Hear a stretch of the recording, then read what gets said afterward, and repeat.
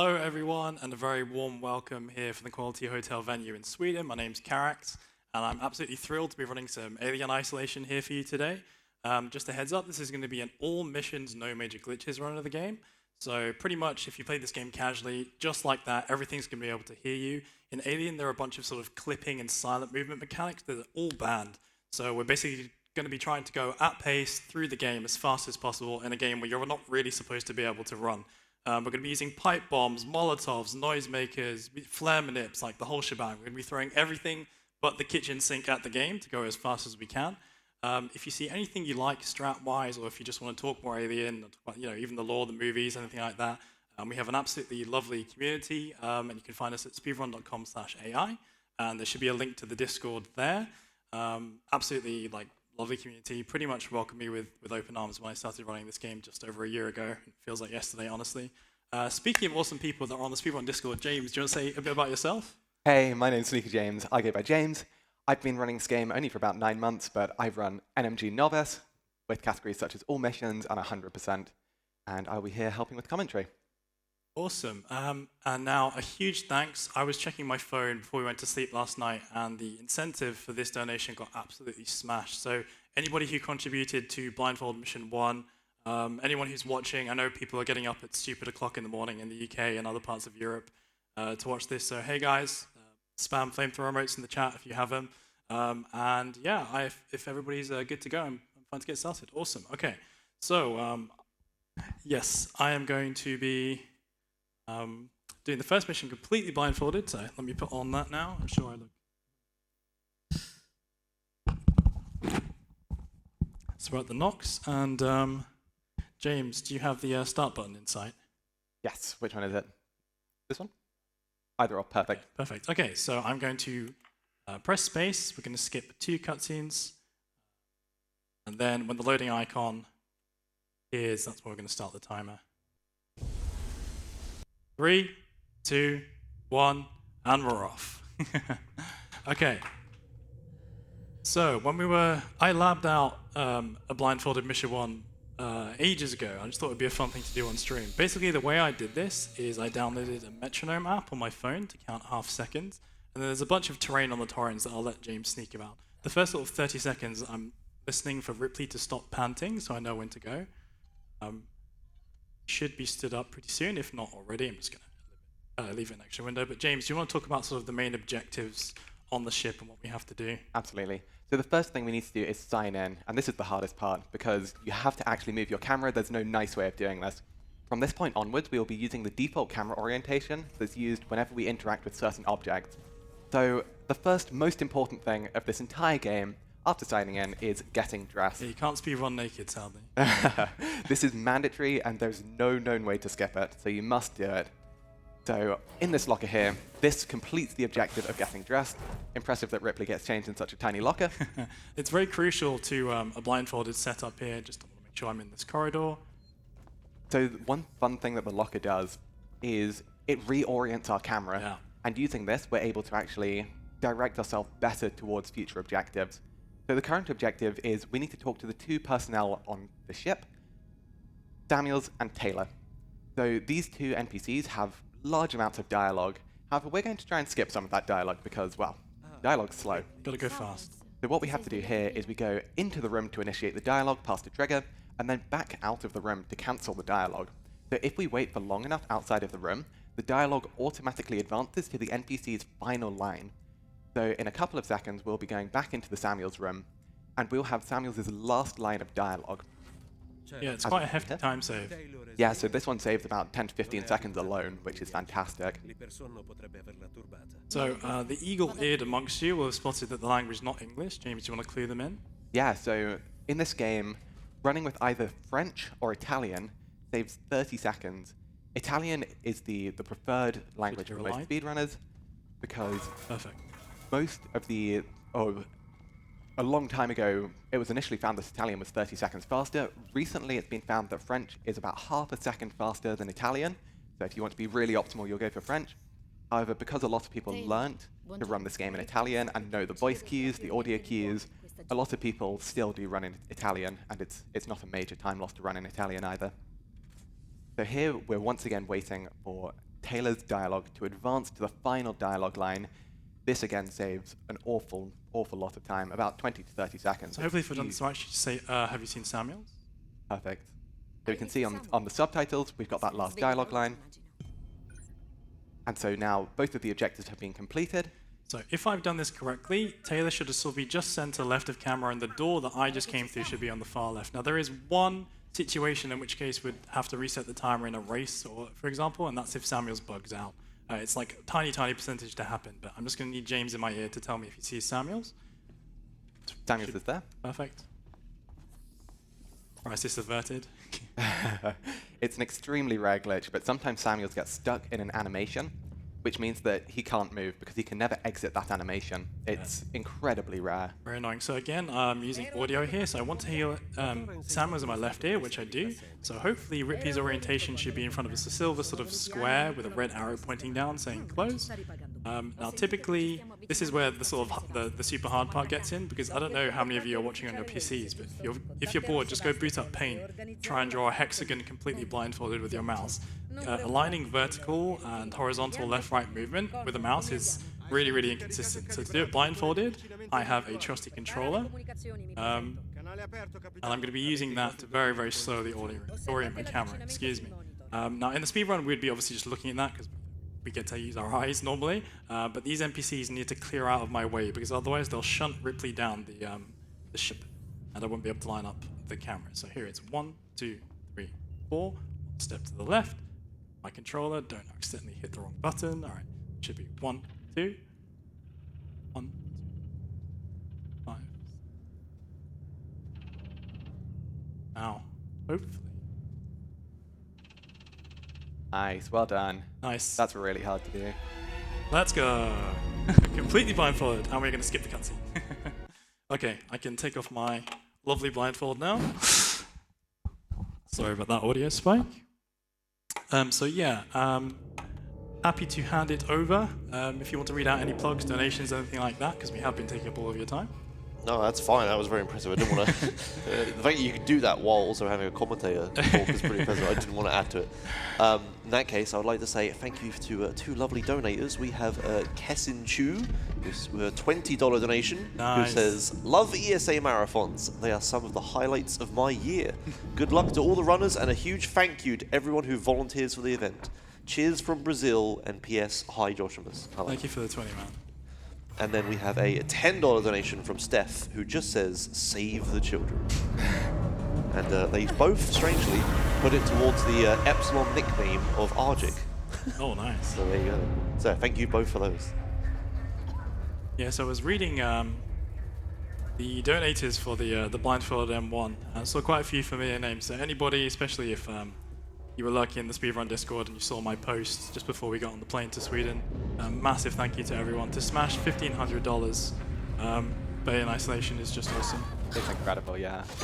Okay, so let's do a quick catch-up with the plot. So we play as Amanda Ripley, Ellen Ripley's daughter from the first movie. If you have not watched the original movie and you haven't played this game, I implore you to watch the first movie. The amount of love and care and attention to detail is absolutely ridiculous. They had to watch Alien pretty much every day making this game. And in my opinion, out of all the Alien games out there, obviously I'm a bit biased, but this one is standout the best. They really nailed the aesthetic. So we play as Amanda Ripley, Ellen Ripley's daughter, and we've been searching for our mother. She's all grown up now, and she's sort of a engineer come Olympic gymnast, knows how nuclear reactors work, can do a bunch of acrobatics. She's sort of just Wonder Woman, basically. But she's looking for her mother, and then Samuels, that NPC we talked to in Mission 1, he gives us a chance to go and investigate when they find the audio log, or the black box, essentially, from the Nostromo. By the way, we rebind a few keybinds in the mouse run. James, do you want to talk about how I just did that generator? Absolutely, yeah. So one of the major keybinds that we change is we rebind the E key, or the use key, to our mouse wheel. And this allows us to really quickly mash inputs. And so it's incredibly useful for picking up things like loot, interacting with prompts, and any time that we want to very quickly do something, which otherwise we'd have to really mash on the keyboard, it saves us a lot of time over the course of the run. Yeah. Quite a few things. This is Novice, so we run the game on 2 difficulties, Nightmare and Novice, but Most people submit Nightmare, and I wanted to mix it up. And like I said, we are throwing basically, you know, everything but the kitchen sink at the game. You get plenty of loot, plenty of resources, and there are quite a few novice-specific strats that are just really, really fun. So even though there's no like official guide for this, and this run is, you know, pushing 3 hours, we're having new people join pretty much every single, you know, every other week it feels like sometimes, which is just awesome to see. So if you ever get the hankering to play this game, or maybe, you know, look at the speedrun, I'd recommend you play Mission 5. We'll be talking about that later. It's such a fucking like awesome change from the casual playthrough. But yeah, it's really accessible, and the great thing about Novice is you kind of just learn as you go, as we go faster. So you see aboard the station, sort of everything's on fire. That cutscene we skipped at the beginning of the game after blindfolded Mission 1, basically we're about to board, and a piece of space debris flies across and severs the line between us, Samuels, and Taylor. Taylor's an executive at the company, we're the Nutani. So we find ourselves, we manage to grab onto an airlock handle and pull ourselves aboard, and we see that, you know, all is not quite right. The station is deserted, but we're about to meet someone. James, do you want to do the honors? Yeah, so this is widely regarded as our favorite NPC. Favorite in very heavy quotation marks. So this is known as Axel, and he has behaved here. So Axel, he can be very weird there. Sometimes he can wait for upwards of 6 seconds. It's absolutely chaos. And you're forced to walk. You cannot sprint. Most of the movement in this game will be sprinting, as we're seeing here, and that's simply because sprinting is the fastest. Now, sprinting does have a trade-off in this game, and that is that it makes a lot of noise. And while we don't have anything to worry about, such as the alien, we don't really need to worry about making noise. Yeah. However, noise will attract the attention of the NPCs in this game. And there are a lot of hostile. Oh yes, including humans, androids, and the alien itself. Yep, security guards, like the whole works. So we'll talk a bit about, there's 2 AIs that control the alien. A lot of people, there's quite a common misconception about how the game actually works in terms of when the alien is around and he's stalking you. But in terms of glitches, just to go over a quick summary. In Alien, there's a whole bunch of different categories you can run the game. You can actually finish the game in less than 10 minutes with certain glitches. Like if you rebind crouch to your mouse wheel, for example, you can rev it up against doors and pretty much clip through from this mission to the end of the game, which is crazy. So obviously all of those are banned. We're going to be heard by most of the NPCs here as I swing down and pick up this jack. But you're going to see sound plays a really pivotal role in the CD-ROM. We manipulate it, we pre-drop distractions sometimes and throw noise sources towards them. There's really, really so many different strats. I kind of almost hope M7 goes wrong so I can show you despawning Steve. Mission 7 is notorious for going wrong in every single personal best attempt. My M7 split on live split is just called Prage. For those of you who don't know, that's just like a little frog clasping his hands together in prayer. And it is aptly named. So Axel, the character we just saw run across us just now, he's about to make an appearance, so he's going to come up behind us in this cutscene that we will skip. By the way, even though this is NMG, and it's technically a sequential playthrough of all the missions, we are going to skip a lot of plot-related cutscenes.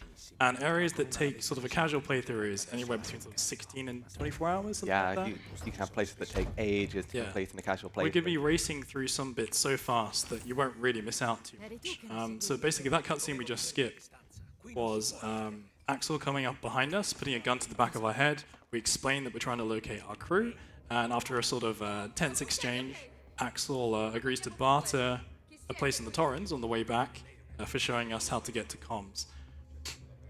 Here we're actually interrupting Axel's dialogue by going all the way to the elevator. He's currently talking to 2 people in a different elevator, but by going here, the game kind of tries to hurry Axel along a bit, which is really useful, because otherwise he stays there for about 30 to 40 seconds. Any time saved with Axel is nice time. There is kind of, so we obviously changed the language for speed, but if you play through this on your first playthrough, Axel he's Scottish. He's got a lot of sass. I feel like the voice acting for Axel sort of gets worse in Italian, but the voice acting for Ripley and a lot of the other characters improves.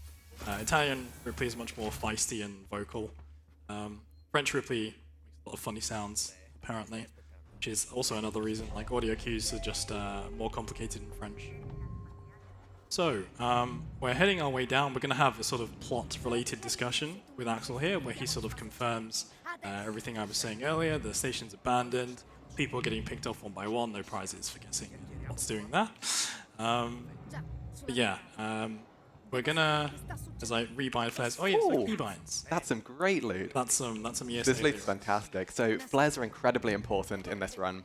Flares are useful distractions. You can light them, and NPCs will go and investigate those flares. This works on all of the NPCs, and these are crucial later in the run, as we really, really want to use a lot of them. Yeah, super clutch. So on PC speedrunning, you can run Alien on console. We do have a small but very dedicated group of console runners who are honestly pushing the game really, really hard, considering the hardware they're on. But on PC, weapons 1 to 5, they're bound to those respective keys above your QWER, and then 6, 7, 8, 9, and 0, they're kind of free to rebound. So if I hold down Q to pull up the radio menu, and let's say I hit, for example, 6 over this flare, in all missions after this, I can just hit the 6 key to pull out the flare instantly, which is a very nice time save, especially if you're in. We've got Axel pushing us into a wall here. Yeah, I like to. People stand in different places here. I sort of just like to get in this little clips that Axel just sort of has a fit, and sort of repeats that she's raving out here. But those hostile NPCs. We're going to see them at the end of the mission and do a nice little skip already. This mission is mostly about building the atmosphere, I would say, right? Definitely. It will ramp up pretty much mission to mission until you end up with stuff like 17 at the end, which is just go, go, go. Yeah, so this mission's a very nice introduction to the game. It tries to be a tutorial mission, so it teaches you about a lot of different things, such as the importance of noise, not getting spotted, crouching, and it's all in all a bit of a slow mission in a speedrun, but very, very useful in a casual playthrough, and fantastic for building atmosphere. Yeah, absolutely. So we're headed into Axel's Love Shack, as many people love to call it. This is where he's been sleeping. We're going to pick up the flashlight. Honestly, in the speedrun, the flashlight is next to useless because we know where we're going, we know where the NPCs are hiding and lurking. But there are some interesting uses for the flashlight, though. Yeah. Because one use that we'll see before too long is if you shine the flashlight at the NPC, then the NPCs will actually kind of say, hold up, why's the flashlight being shone at me? That's not normal. You can, I mean, because it's Novice, on Nightmare, NPCs are very, very receptive to light. On Novice, that M3 spot is by far the most useful, I'd say, right? Definitely. Yeah. Sometimes you can shine the flashlight at an alien who's far away and he doesn't even see it, he just walks away. Yeah. But yeah, honestly, this difficulty is so accessible and it's so fun to run. Definitely. You don't have to worry about loot for the most part. I mean, I say that, fingers crossed. The barrier to entry for just initially trying the speedrun is very, very low. And so the entry level, it means that anyone can pick the speedrun up and probably get a run that lives through to the end of the game. And honestly, just by knowing a small couple things, anyone at home can probably beat this game in about 4 hours, honestly. Yeah. Which is amazing considering that most people, when they think of Alien Isolation, they think of this colossal game that will take them like 16 hours. Yeah, I remember when I played it casually, I always thought I was at the end for like 2 separate or 3 separate occasions. I never was. But it's great value for money, that game. It's fantastic. So speaking of runs getting to the end, because this is a marathon and also just for prudency, we are going to be taking a number of safety saves. Alien is very, very unforgiving with saves. It sort of utilizes that dead space mechanic where you have these stations littered around. If you don't save, sometimes you can go back as far as 15, 16 minutes. By the way, do we have any plugs or anything like that to read out? I realize I've been nattering on for a while now. Nah, that's all good. Keep going. That's fine.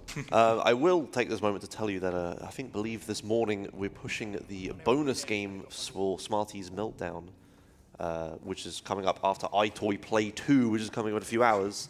We're currently at $665 out of $2,250.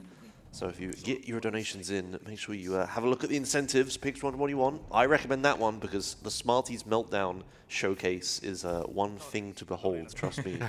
So, Who doesn't like bonus games? Yeah. All right, yeah, so yeah, thank you. And yeah. So here, we were going for 2 tricks in quick succession. The first is pulling humans out of the way with a flare. So flares kind of emit this invisible pulse. You can throw a flare on the opposite side of a wall of humans that can't see it, and they will sort of sense. It's like just a mechanism within the game that we'll use, perhaps in Mission 7. So here I'm going to take my first safety save of the game. The second trick after that flare throw is something called Axle Warp, but I'll let James explain that in just a sec. Here I'm going to need maybe 10 to 15 seconds of serious time, because this flare can go to Narnia sometimes, in which case it's sad for Ripley, because these guys with the guns, they hit Axel. If they punch Axel, he basically has 1 HP. If he dies, our game fades to black. It's just as if we died ourselves. Here I'm going to let them start pacing. So here we could see, if you were really eagle-eyed, these humans have 2 sorts of guns, revolvers and shotguns. Weirdly, the revolvers are the dangerous one. So here we're waiting for Axel just to show his shiny head. Cool. Being a bit slow. Axel, it's Hopefully. a marathon, buddy. There we go. So Axel shows his head, and that's our kind of visual cue to run through. And what that does is it allows Axel to just teleport when we get to this next door. Yeah, you know you failed this trick if the dialogue doesn't continue, and now you see if I turn around, Axel sort of appears behind me. Nice. Normally he chills in that doorway, but yeah, that's a nice big time save. Probably one of the first tricks you'll learn of the speedrun, very easy to do. So nice. So Axel's been scavenging, just to give a backstory here, and he's stolen from those guys, and they're about to make an appearance. And this is where we unlock the maintenance jack. We picked it up earlier, but it's not really useful apart from doing sort of animations like conduits or braces. Now it becomes a weapon. And in Nightmare, a 2-strike on neutral NPCs kills them. On Novice, it's only 1, which is a nice change of pace. As Axel just 180 domes this guy. Absolutely no chill. And then you see all of the friends of this guy come on the left-hand side. And just like that, unfortunately, the Axel and Ripley romance will never come to be. He's going to depart this earth. A very swift cutscene, so F's in chat for Axel. What a shame, he's my favorite character. And there you go, that splatter on the wall, that's all it Poor Axel. He slowed us down one too many times. Okay, Too much time lost. Yeah, exactly. So here, this is another moment. Here, after you hit this button, the alien is sort of cycling into play. So I guess this is a good time to talk about movement and the AI of the game. There's 2 AIs that control the alien, and indeed many of the NPCs. The first is called the Director AI, and it knows where you are at all times. The Director AI is basically like the main source of cheating in Alien Isolation. If you're playing casually and you're boxed in the corner, the alien just seems to keep coming back, again and again, sniffing around where you are. That's mostly Director AI giving him a healthy dose. And that dose varies on difficulty. But when the alien is dropped, he gains a whole new set of senses that we can manipulate to either lock him down or make him behave in a way that we want to. I'm also here, you see that I'm moving and I'm doing this sort of bobbing motion. This is called crouch hopping. It's very useful in NMG. Mostly we'll be running in this speedrun, but crouch hopping is kind of our tool to move slightly quicker than full crouching like this, but still completely silently. To add a bit to the Director AI, it kind of works as in a huge bubble around the player. So it always knows the location or the general location of the player, but it never knows the exact location of the player. And so that draws the alien to the player, but the alien then has to figure out where in that bubble the player is. Yeah, so it's not entirely cheating. Based on difficulty, the bubble contracts. It can be very, very cheaty at times. Yeah. So this is going to be an absolutely clutch tool later in the game, which is the motion tracker. We'll pick that up in the next mission. Here is where you're going to see sort of strats really start to diverge from casual playthroughs. We're going to do a nice, fun little novice-specific trick here in just a second. And yeah, Axel. We spoke about Axel RNG earlier, but all sort of neutral NPCs or even hostile NPCs have an element of RNG to them. And we're about to see a girl in a baseball cap here called Heidi, and she's going to dictate how we play the exit. The exit is actually one of the most fun things to learn, but it's also one of the big run killers for people of any skill level, really. We'll show that off to you in just a second. So she'll fire at me here. The game will auto-crouch Ripley. She can hit you here. It's very unlucky if she does. Luckily, our health situation is pretty good. And now we're going to do something that just seems deranged, but that flashlight mechanic that James was talking about earlier, we're going to use that now. And instead of sneaking around away from the humans, we're actually just going to run right at them here. So here we're very much going to use our health as a resource. So much like our items and loot, our health is very much a resource in Novice. This is never something you'd be able to do in the Nightmare difficulty, just because the damage is so much higher. Yeah, very much an IL strat on Nightmare. So here we've taken 2 gunshots and a punch, which has put us just a bit below 50%. Yeah. But that's still very healthy for Novice. Yeah, we're more than okay to take a couple more. Absolutely. By the way, here, Steve is actually on the other side of that glass. I don't know if you spotted him. He up vents now. If you don't hug the right-hand side, Steve, he'll see you, even though he's sort of just in the scripted phase, and he'll drop back down and kill you on the revolver. That's another sort of nasty trick that catches out new runners. You can hear him above me. That's the Director AI. So he's despawned from the game for all intents and purposes. It's a smoke bomb here. But he still knows where we are, so he's still following me around. It's kind of just the spooks. Another fun bit of lore is we like to call the alien Steve. Yes. It's also much easier than just saying the alien every single time. Did you name him in your first playthrough? Oh, yes, I did. So what was your name? My name, which was taken from someone I watched at the time, was called Billy. Billy. Billy Longlegs. It was Alan for me. It's Alan, nice. Some speedrunners, they don't go by the Steve thing. Shy Star actually calls him Fluffy. Shout out to Shy. Yeah. But for the most part, we call him Steve. So that's a bit of a plot update. The box that we were supposed to pick up, the one that showed where our mother was, that's corrupted. It's not actually. Someone else has pulled the data off it, but that's a sort of a plot point for later.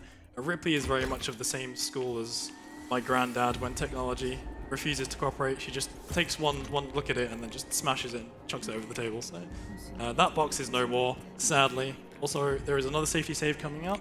So green hacks, right. So the hack tool that we picked up at the bottom of the elevator. This tool is going to, I guess, progress throughout the game, and you're going to get more and more symbols at speed. To be able to do the quick exit in this mission, your hacking needs to be pretty solid. Yeah. You basically, it's going to look pretty crazy, but we're going to run through all those hostile NPCs that we ran through again. Steve's going to kill them one by one. And Novice, by the way, it's a bit of a misnomer in places because Steve is still a one-hit kill. If you don't do damage to Steve with a flamethrower, we're going to get a flamethrower or fire damage or something, you touch him, in any spot, he's going to blink and kill you just like that. He is still incredibly dangerous. And the only tool that we have now, for now at least, is the revolver and the jack, and neither of those do damage to Steve. We'll talk a bit more about the revolver in the next mission. But yeah, this is, I guess, Steve's first grand appearance with the magical tail that always goes under her leg somehow. So this is really the introduction of, that you're now facing the alien. And in a casual playthrough, the upcoming sequence, you wouldn't normally really face him, but here we are going straight into him.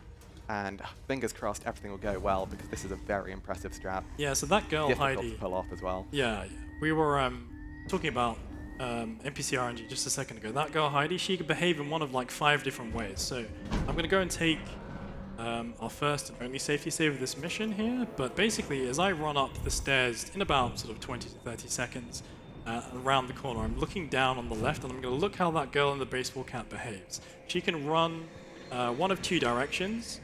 There's like a beneficial RNG where she runs away from Ripley, and a slightly harder RNG which gives you 2 seconds less to hack, where she runs close by. And then there's absolutely cursed patterns that I'll just have to kind of improv something. So here we're going to run the stairs.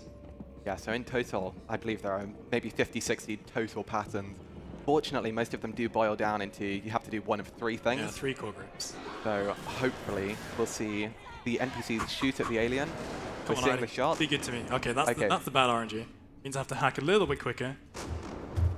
Here we went right past the alien because it is fixated on killing the humans. We do a really quick hack. Well done. That's very good. So here we'll hear the alien charge after us. Yeah, see? Just as we enter the elevator, it causes the alien to stutter because we're entering a zone which it couldn't previously have entered. Yeah, new terrain. And that gives us just enough time to get into the elevator. So really well done. That's a big run killer. Definitely. I've definitely lost runs there when I was new. Oh. Even when I wasn't, to be honest. Yeah. I lost one there last week. Okay, cool. So I guess we now meet the next kind of NPC. These guys are all neutral for now. There's a big sort of, I guess, momentous cutscene where all the androids become evil at once. But that revolver I spoke about earlier, that's going to become really, really clutch. There's some really cool mechanics. I'll explain them after we skip the cutscene with Samuels, but essentially now we're in that comms area. So remember Axel's deal with us is that he would take us to comms in order for a place off the ship. This is comms. So the game actually kind of debates you here. It tells you have to go, it's upstairs, right? Before you can go and trigger the cutscene. But if you know where to go, it's sort of similar with Mission 5, which I can't wait to show you guys. You can just run straight to where you need to go. This loot is fantastic, just to point out. Getting a flare there and it's a terrible loot. I have to really work for this one. We don't want to curse it. But no, this is really good so far. What we picked up there is the motion tracker. You may hear beeps throughout our playthrough of the game, and those are when an NPC is entering the motion tracker. What we saw there as well is a blue hack that will put 3 bars, or 3 little sections on 3 bars, where a little dot will sweep through. Yeah. We just need to get the dot inside the bars. It is completely RNG, and fortunately that was a really good blue hack. Do I always 180 into this cutscene? Oh, okay. So yeah, that blue hack is, in my opinion, it's my least favorite of the entire game. I've lost so much time on the hack. Blue hacks, the sort of left to right sliding symbol, it sort of has a bit of like a 1-second delay before it can hit. So if a symbol is all the way on the left-hand side, as it's sliding across, you actually can't hit symbols when they're all the way on the left. There's a bit of input delay for every single row. And so you can get incredibly cursed patterns where like you have 3 all on the far left, and you're just crying because it takes so much time to do it. By the way, F for Mr. Hughes. So this guy, I mean, I have limited sympathy for him. I don't know if you were paying attention to that cutscene, but he pulls out a revolver, the android starts to kill him. He shoots the revolver, stares in disbelief at it, like guns fire bullets, what the hell, and then just lets the android beat him. The worst thing is, he always has bullets on him in Novice. Yeah. So we know that wasn't a one-and-done bullet. It wasn't, oh no, I've run out of ammo. And using that crouch clip glitch that I talked about earlier, he'll actually try and kill you if you break the game here. So no sympathy for Mr. Hughes. May he rest in peace. Okay, so just going to be looting. 4 bullets is really good there. Yeah. So that human can contain anywhere between 2 and 4 bullets. It is completely random. Obviously, we want 4 bullets because the more resources, the better. Well, sort of. I want ethanol. Ironically, well, there's 2 forms of explosive, which we'll get into in just a second. One is the Molotov, and another one we'll pick up in the next mission, which is the pipe bomb. And this is all in prep for mission 7. Remember I said the one where my mission 7 split was just a parade. Here we're going to run through the androids. If you run as soon as the elevator opens, that was scrap on the right there, these guys never are in range to grab you. And we'll talk about grabs in just a second. It might be worth grabbing the flashbang here as well. Yeah, I definitely will be. So blueprints. Blueprints also upgrade, just like the hack tool and the challenges and mini games that Ripley has to do. They also upgrade. So there are V1, V2, and V3 versions of every one. A lot of them are nicely in our way, but some of them we just don't need to pick up, or we find other solutions to the problem. The great thing about NMG is if you're not going for like world record attempts, there's often so many different ways you can get past a section once you have a few items. So here, this looks kind of spooky, but here, this guy just isn't quick enough to grab me. And now I'm going to turn on my flashlight, do something called psycho hopping. So this is running whilst heavily interspersing crouches. And what that does is it makes a bunch of extra noise. Very nice. It's very good for getting the attention. So here I'm going to show you the stagger. So this is one of the 2 revolver mechanics that we use to get past androids. The game, it's a bit easier for regular androids, but when you do damage to them, they sort of stumble forward for a step, which we call the stagger. The other one, and the one that most runners will use, is the grab cancel, which I'll show you on this downstairs joke. So when you do damage to an android, it can be with anything, not just the pistol. You can do it with the flamethrower, you can do it with a pipe bomb if you're suicidal. But you'll cancel the damage, the grab, and the animation, and you'll also grab 10 seconds, gain 10 seconds of grab immunity. The game doesn't want you to get sort of Conga train grabbed by a bunch of Joes, which a lot of people don't know in casual playthroughs. So they sort of just try and wrench all these androids to death, which is a terrible idea, because wrenching resets grab cooldown. So here, see his arms come up and I shoot him, that's a grab cancel. And just to illustrate, now I have 10 seconds of immunity, I'm going to run straight at this guy, he should just punch me. See, just like that. I mean, he could have not backhanded me for time loss, but that's fine. So yeah, really, really clutch mechanic that we use throughout the run. Revolver is really, really key tool in speedruns.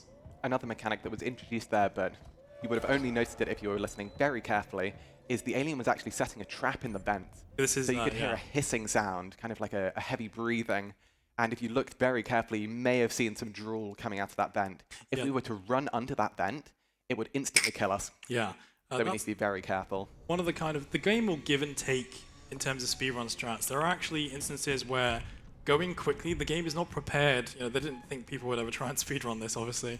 The game is just not prepared for Ripley going super fast. So there are 2 main instances of that, where your game will either crash or you'll soft lock. But that's one of those really useful spots. Basically what's happening there is Steve is moving behind us in the vents. And if you go slowly there, if we weren't just sprinting, he would be entrapping formations in many more of those vents ahead of us. But if you know exactly where you're going and you don't get grabbed and chucked under a vent, for example, you are home sailing. And now we are getting to what is arguably... Oh my god. That loot is absurd. Goodness me. It's terrible.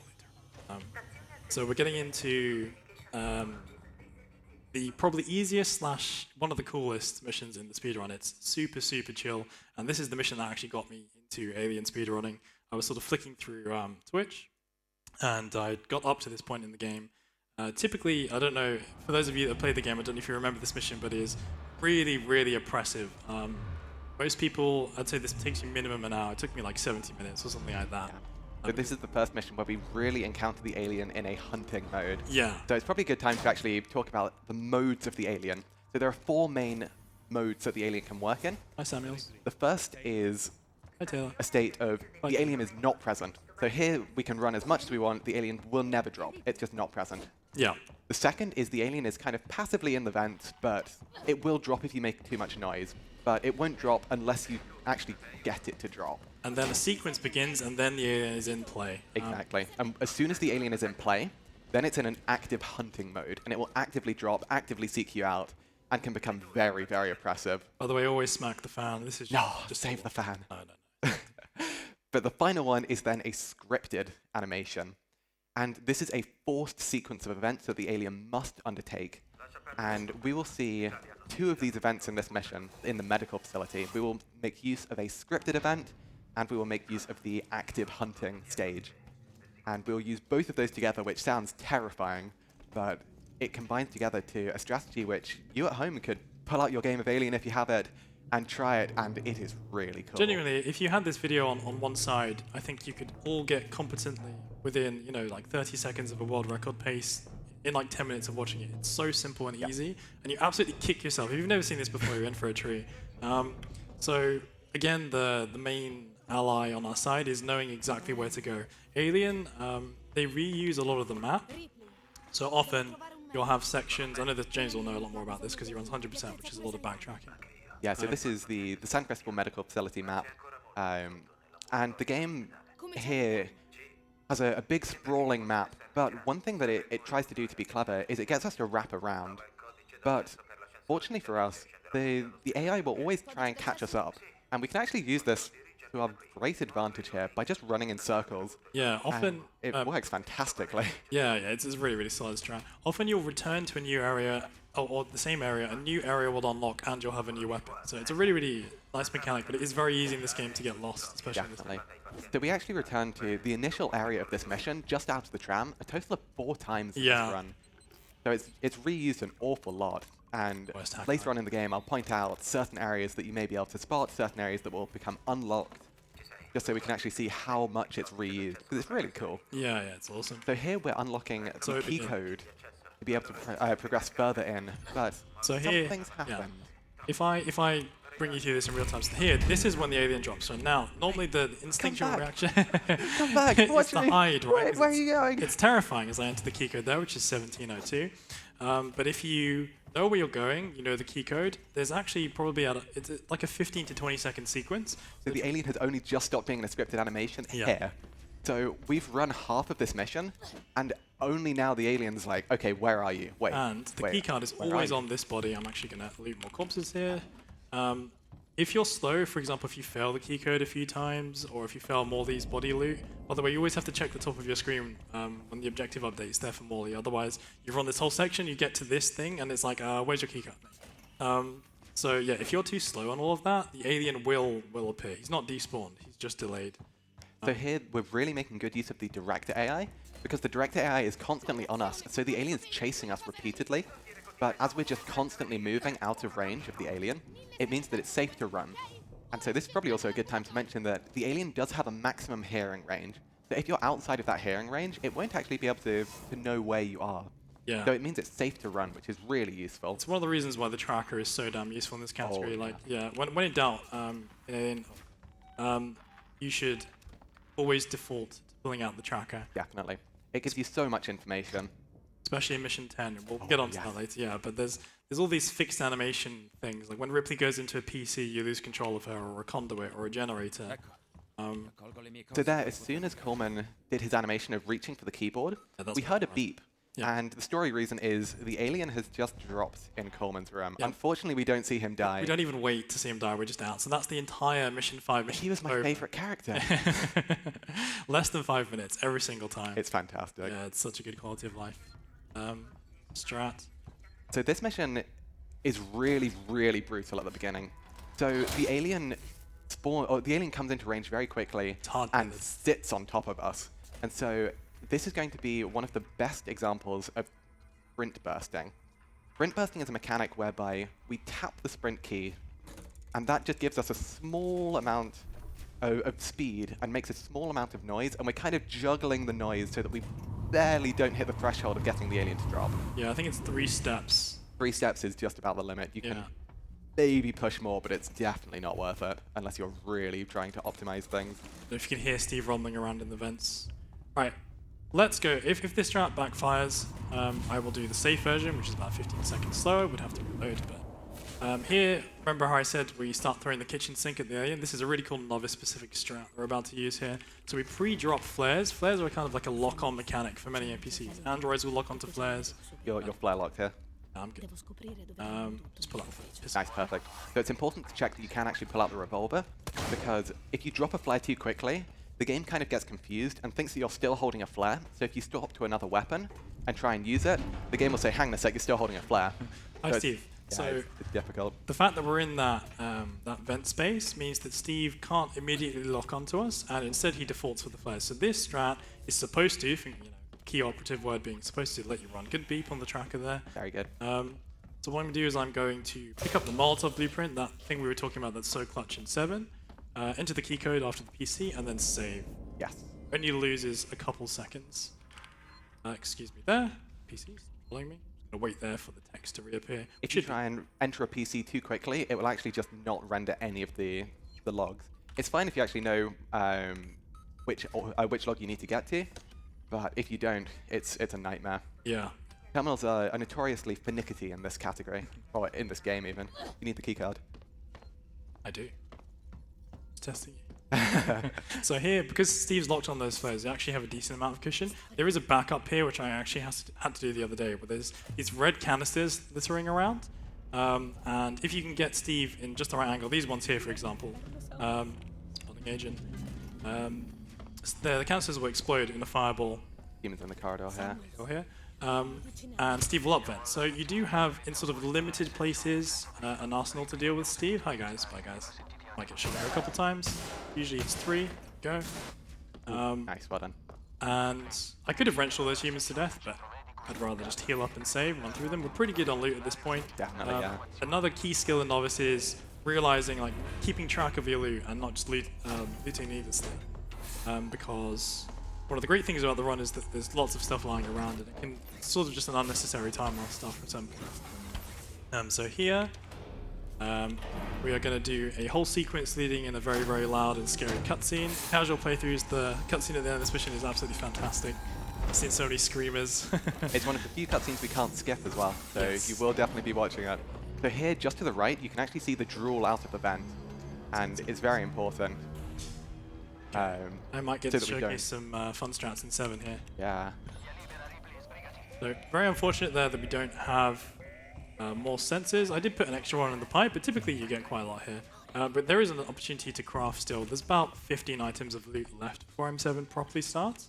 So here we can actually hear the alien chasing us behind. Just like because we are running past at breakneck speeds, the alien's constantly trying to get ahead to trap the vents. Yeah, do But not if we run move under too those vents fast- in a casual playthrough. Oh gosh, yeah, all of these vents are very, very dangerous. And Steve will very happily kill you. Yeah, so That was the quickest shot I've seen. Sound warning here, this does get loud. 3, 2, 1. Yeah, so in Alien, cutscene volumes are basically doubled. Feels scary. Boom! Hi Steve, bye Steve. So yeah, honestly, watching people run into that cutscene. It's still loud after this, so you're aware. Yeah. We're not done yet. It will drop eventually. But that's the absolutely splitting moment. So on the top left, or bottom left there on the floor, there's actually a medkit. You can grab that. Never turn down freebies. And then here, just like with those generators earlier, rebinding use the mouse wheel means I can just skip all these prompts super fast. If you pay attention to the health in the bottom left-hand corner, I'll tell you when, but this scene, or this sequence, does variable damage to you based on your current HP. So in low percent runs, which is kind of like a no loot, no heal run of Alien, like a challenge category that I've been running recently, taking no damage prior to this point is really clutch, because this will do, I think it's up to 30% damage. Yeah, it can do a lot. Yeah. So Rippy's health, after I jump onto this ladder and climb up, you'll see as she climbs up into the vents, you see the health drop in the bottom left-hand corner. This is also one of the first instances of the game giving you scripted health. So if you come into this cutscene with no health at all, Yeah. just like the tiniest sliver, then the game will actually give you enough so that you will survive this sequence. Yeah. It's really useful, and especially in something like low percent, being able to get scripted health is incredibly important because it's functionally your only way of healing. Yeah. Unfortunately, there are very few instances where you do get scripted health, but this is one of them. So if we'd been shot an unfortunate number of times, just so we were barely off of death, we still would have been fine coming into that cutscene. Yeah. And now we head into the belly of the beast, so to speak. Mission 7, the famous saying is that in M7, even the backups have backups. So there's going to be a lot of playing it by ear. I'll do my best to be informative, but there will be sort of a sequence where I need like 20 to 30 seconds of serious time. Yeah. Normally here in speedruns, if you're streaming, you'll pause your sound alerts because there's lots of audio cues in this mission. Just to give an idea of how difficult this mission is, people have put thousands of hours into trying to come up with semi-consistent strategies, not even consistent ones. Yeah, I remember the community called Twitchy is absurd with the amount of hours he's put in. He is an absolute lifesaver, and a lot of strategies that you'll see in this mission came directly from him. Just gonna check my... So we heard a beep. That is the alien. Means that the alien is patrolling around. He'll come on and off the tracker here. So that, James was talking about ranges of hearing. The tracker is actually very useful in that respect. In that bottom left-hand corner, it says 0.96. That's kind of an indication that there's nothing on the tracker as yet. That's the maximum range of the tracker, and it coincides with the hearing range of most of the NPCs. We've got close Jeremy here. Jeremy is one of the NPCs, and we know because that beep came early that he is indeed fairly close. So here, you go. Yeah. So we're going for quite a cool strat here. It can backfire, and I have no explosives, so we're going to use sound. And typically in this bit, you'll set off an android. That's the backup here. You can actually kill him on Novice for a bit of extra speed, but you can actually completely break that sequence of events by manipulating the humans with sound. In Alien, they gave neutral NPCs the ability to unlock doors. It's something we'll use in Mission 17 as well. But here, this strat saves a lot of time if you can get the humans to open the warehouse door for you. Definitely. It saves upwards of about 60 to 70 seconds, which is a lot. So it requires the humans to get lured by the sound towards the door. And then if the humans suspect that there's something behind the door, as we suggested with those bullets, then the humans will try and investigate. And as Caraxx mentioned, the humans will open this door. Despite this door actually being locked by a keycard, these humans can still open it without the keycard, which is very bizarre. So Just we check can in see the the door door's actually is open. I'm counting the NPCs here. 1, 2, 3, so we're good. Perfect. We're actually not going to tank here. No, it's best to play it safe. We didn't hear the alien immediately nearby. I'm going to craft. I'll do that quickly. And so here what we're doing is we are going to get an objective item. We need to pick up a compression cylinder, but we're also stopping by to pick up some blasting caps. Yeah, in terms of the loot tree, go on, go blasting caps are incredibly important in this run because they're used for all sorts of explosives, devices that can help you. So two of the most important items in the game, the Molotov and the pipe bomb, both require blasting caps. So we heard the alien in the warehouse. Once the door closes to the warehouse, he'll try and upvent, and so he will drop very soon. So I will give some quiet here just to focus. So the 20, 30 seconds. Yeah, I don't see Steve behind me, so I'm going to go for the cylinder. He can drop here after the cylinder animation. Yeah. We're good, I think. Surprisingly, he didn't drop. Yeah, very nice. Well done. That's really good. Yeah, that's a very, very... typically, this is reset city when you're going for PB attempts. Well done. That's really good. Yeah, nice. So that is the bulk of Mission 7 over. The rest is really just kind of formality. As I put some components into my blueprints here. Are we going for ladder flex? All right then. Nice. So we'll talk about sort of in NMG. Most clips are banned, but there are some very, very sort of minor ones called prompt clips. We still ban the majority of them, but here, if you turn up, look, you can grab the top of the ladder. Very well done. That. It saves like 0.75 seconds if you do it quickly. Like that. The way I did it just now was a safe way. It's probably the same speed as just getting up the ladder normally. It's a fun little movement. Yeah, exactly. And that is Mission 7 over and done with. Thank goodness. Yeah, awesome. By the way, if we have any more plugs for the charities of choice or upcoming runs, feel free. Okay, in that case, I'd like to take a minute to tell you about prizes.esamarathon.com. If you head on over there, you can see all of the amazing things that you can win if you donate during this run. We've got stuff, we've got Nintendo Switches, RetroTinks, Steam Deck, that's no R, Steam Deck, and we also have a couple PlayStation 5s available as well. Nice. So head on over there and you can see what you can win when you donate to an amazing cause. Thank you. Yeah, I heard some people were telling me what they donated for Blindfolded. Don't know if, I mean, are the alien isolation donations, are they able to be pulled up or for the blindfolded run, or have they already been read? They've already been read, but I can find them. I'm interested to see what people said. Yeah, I know a few okay. people went for the comedy angle, apparently. So here, plot-wise, we just legged straight past them, but we met two NPCs. James, you want to fill people in? We finally had the rendezvous with Samuels and Taylor. They were trying to apply medical supplies to each other, or to Taylor mostly, because Taylor got severely injured in the blast that caused them to get here. But we got introduced to Marshal Waits, and he is the head of the Marshals, and he's not very friendly with those people. He's saying, "What are you doing here? Why are you here? There's a severe threat, and I told you to not come here." But one thing that we didn't see, because we skipped it in the cutscene earlier, was there was a very garbled transmission from Sevastopol, the space station we are currently on. And it turns out that the message kind of got blocked or corrupted on the way out. And so even though Marshal Waits was trying to tell everyone here, do not come aboard, it's really dangerous, there's an unknown organism, that message never came through, and they were having a heated conflict. Yeah, by the way, don't feel too good about Waits being a nice guy. He's going to renege on that pretty damn fast. In Mission 10, you're going to see that just before an awesome cutscene that unfortunately we'll have to skip. So here, I'm using a flare to pull these NPCs together, and I'm taking note of the animation by which that Joe kills the human. But the sort of plot point here is that there's an android locked up. There are two main animations. One is a kind of grab around the neck that takes ages, but the other one is a very quick punch to the human, and it's just an instant kill, very quick. But that android is notorious for doing a very quick punch, and then 180ing and grabbing you out of nowhere. I thought you were talking about grab animations. Oh, no. In anticipation, it confused me. So yeah, there are 3 grab animations. We haven't been grabbed yet, but there's the choke, the punch, and then the super long animation, which is the slam, where the droid will grab Ripley and slam her into the nearest wall. It's about a 10-second time loss. It's very long. Just feels terrible to get long animations. Yeah. Maybe I'll show it off here just for demonstration. So there are certain androids which have massive preferences as to their grab animation as well. Nice. So one of those is later on, much later on in Mission 14. It's a notorious show which loves to long animation people, and goodness me, it never feels good to get grabbed by that person. Yeah.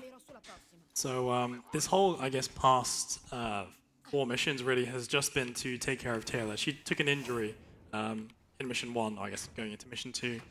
So we picked up that trauma kit just after the doctor, and we brought it back. And now Taylor, Samuels, the Marshal Waits, and Ricardo, who's kind of second in command here, they're waiting for us at the Marshal Bureau just before what is probably the most amazing mission casually if you've seen Alien, but in speedrunning is just something to get through, really. Also, I'm going to heal here. So the great thing about Novice is it's loot city. So you can actually fire a revolver shot there, and these NPCs will never come down the stairs, but I prefer to just heal to full. I'm going to actually just check my blueprints here, and then you just go on a rampage here, because these guys have loads of loot. You have to be very careful. See, these guys can fire multiple shots. Sometimes you think you can be fired 5 or 6 times there. Only taking 2 shots there is really good. Yeah, and you get dropped right after having done M7, like, in Mission 8, so nice. And now you can see we've gone from, like, barely any bullets to 15.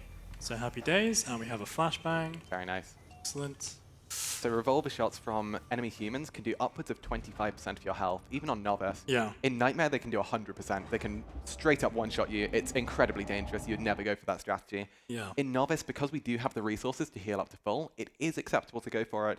Still a dangerous strategy regardless, though. In Novice, the revolver humans, they're really kind of most lethal when they're in a pack like that. One lone guy usually definitely, yeah. is not too big of a deal. Pipe here. Aye. So one of the great things about Alien is, like I said, there are multiple solutions to problems. So things that make noise, a flashbang that uses 3 components will make the same noise as a Molotov. There's going to be a loot room coming up in Mission 12 where I'm going to get 3 Molotovs anyway, and I can only carry 3. So this one Molotov I have in reserve, I basically have to throw it away or just throw it at something. But because of the way sound is engineered, a Molotov will also bring Steve down just like a flashbang or a noisemaker or something like that. You saw the graffiti on the door there for F the Marshals. You'll see that was done for good reason. Also, People are not happy with the marshals and how they've been holding things here. don't swing your jack. Yeah, so, just to, I didn't safety say that could have been No, bad. no, don't even risk it. I just did it, so. if you swing your maintenance jack, it will automatically lock onto any near NPCs. Yeah. And these are civilians. So there are two different sorts of humans. There are hostile humans and civilian humans. If you kill a civilian human, even if accidentally, the game will automatically give you a game over. It will fade to black. You cannot recover from it. Just like if Axel dies in 2. Yeah, it's awful because there are some very sneaky NPCs that love to just accidentally run in front of you. Mission 11 is notorious for that.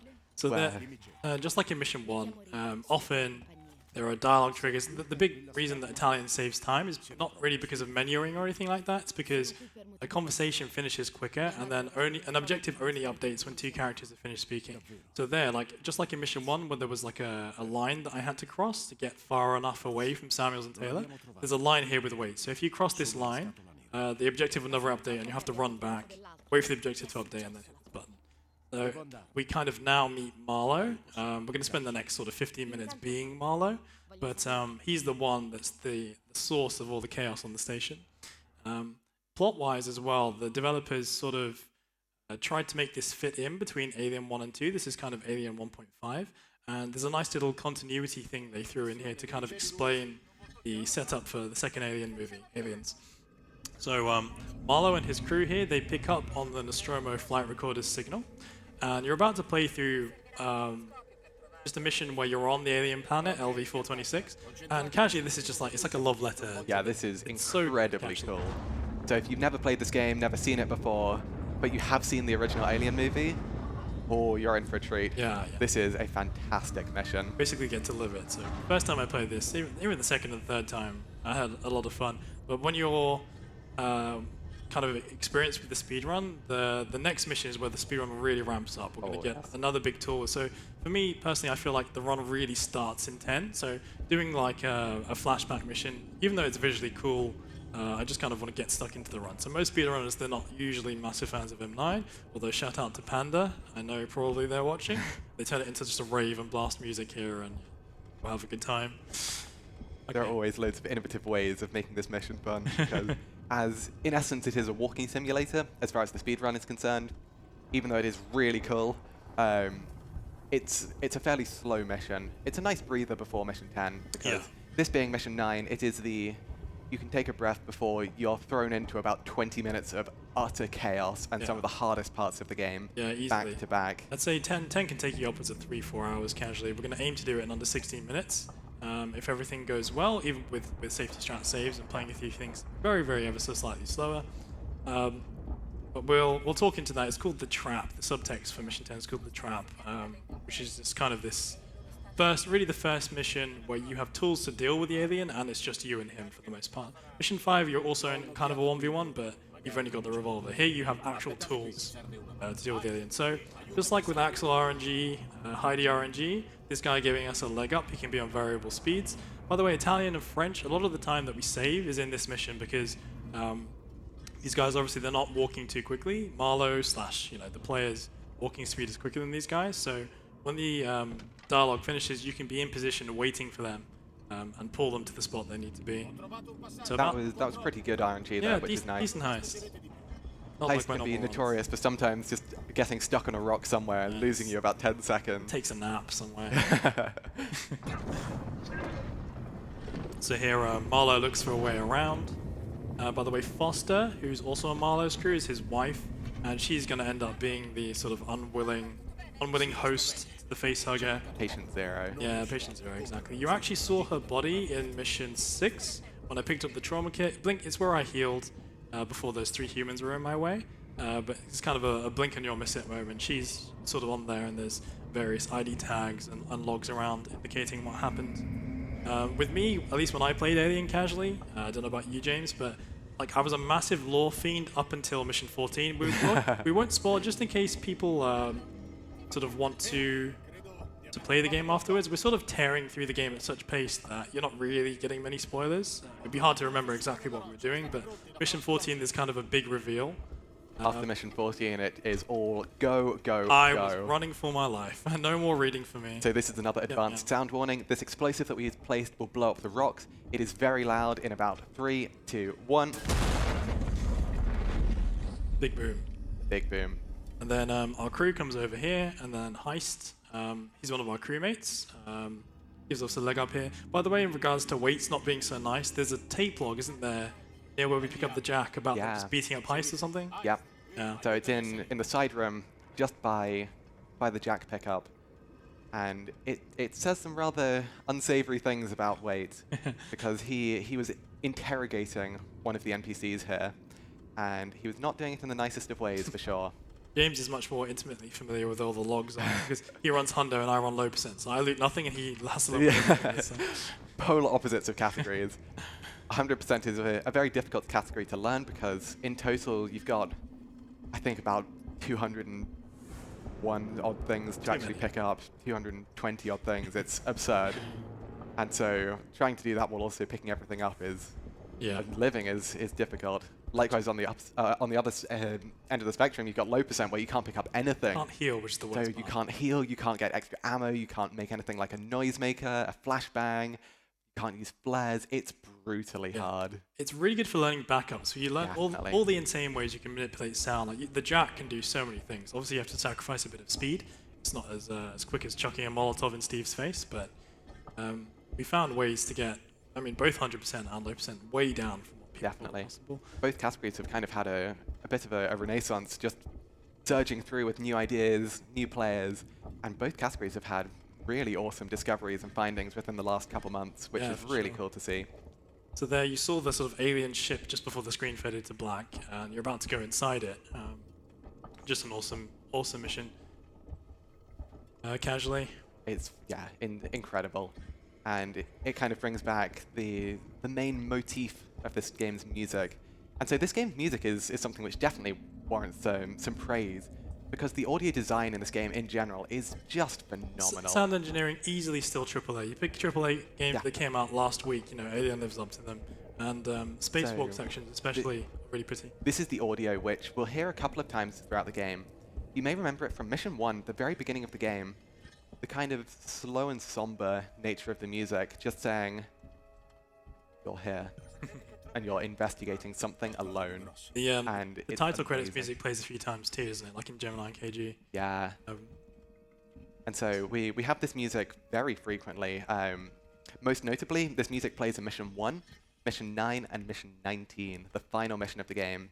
And so if you do remember, listen out to it then. Some really nice cameos / reappearances as well from the original cast. Sigourney comes back to do sort of a little voice clip, leaving a message for Amanda that unfortunately we have to skip. It's a really touching cutscene, but we're gonna power straight through it.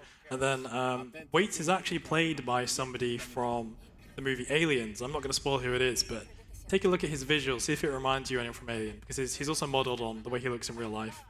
And I didn't realize it until after my casual playthrough. So you know the answer, type it in the chat. So here, in the middle of the room, it's a lovely, lovely reference to what I believe is called the Space Jockey. And I definitely didn't only learn that this week. But this is kind of like the lore heaven of the run. You can see so many cool things. And a very fun thing is that a lot of the assets and the models used in this section, and a lot of the game, were actually provided directly from the original movies, the original sets. And you'll see many, many things in this game that are almost direct references to some of the movies, which is just incredible. The amount of love and care that went into this game is unbelievable. Look, I don't know if we mentioned it earlier, but they had to watch Alien every single day making this game. They probably hated it by the end, but they did such a faithful reenactment. One thing that you can see here is the NPCs kind of getting pushed more and more towards the wall. This is known as kiting the NPCs. And it allows us to manipulate them to move slightly closer to where we actually need them to be. Yeah, you see there's this kind of big open cavern behind us. If you don't pull him to that ledge, he'll go all the way in the opposite direction. You lose about, I think it's about 15 seconds over English there. You can lose loads. It's awful. This way, however, we can actually save upwards of 5 seconds over English, which is fantastic. Time save is time save. Yeah, also, if you see big, blue, potentially radioactive things, don't be like Marlowe and just stick your hand in them and stroke them. I don't know why he thinks that's how it works. I mean, he's right, but You gotta have some fun somehow. Radiation poisoning is a good story. Fell on a night out. Yes. So here we go. Here's the distress beacon. And this is, sorry, yeah. This is what I was talking about the nice way they tie off the plot between Alien and Aliens. This beacon is never discovered in Aliens. It's sort of never really explained in the movie. So they kind of added this explanation. Is Marlowe and his crew come here, they find the Nostromo flight recorder, turn off the beacon so that it doesn't lure more crews. And then a colony gets established. So they actually turn the beacon off out of greed because they don't want other people trying to take their treasure. Yeah. Fortunately, however, they turn it off and maybe prevent other people from discovering the monstrosity that awaits. Yeah, also, the Anesidora is kind of a reference to Greek mythology. It's like, if you've heard of Pandora, I believe it's an alternative name, but basically, that the crew of the ship here, they unleashed the alien upon the station. Opening Pandora's box when the Anesidora came to Sevastopol, and oh goodness me, they brought some chaos along with them.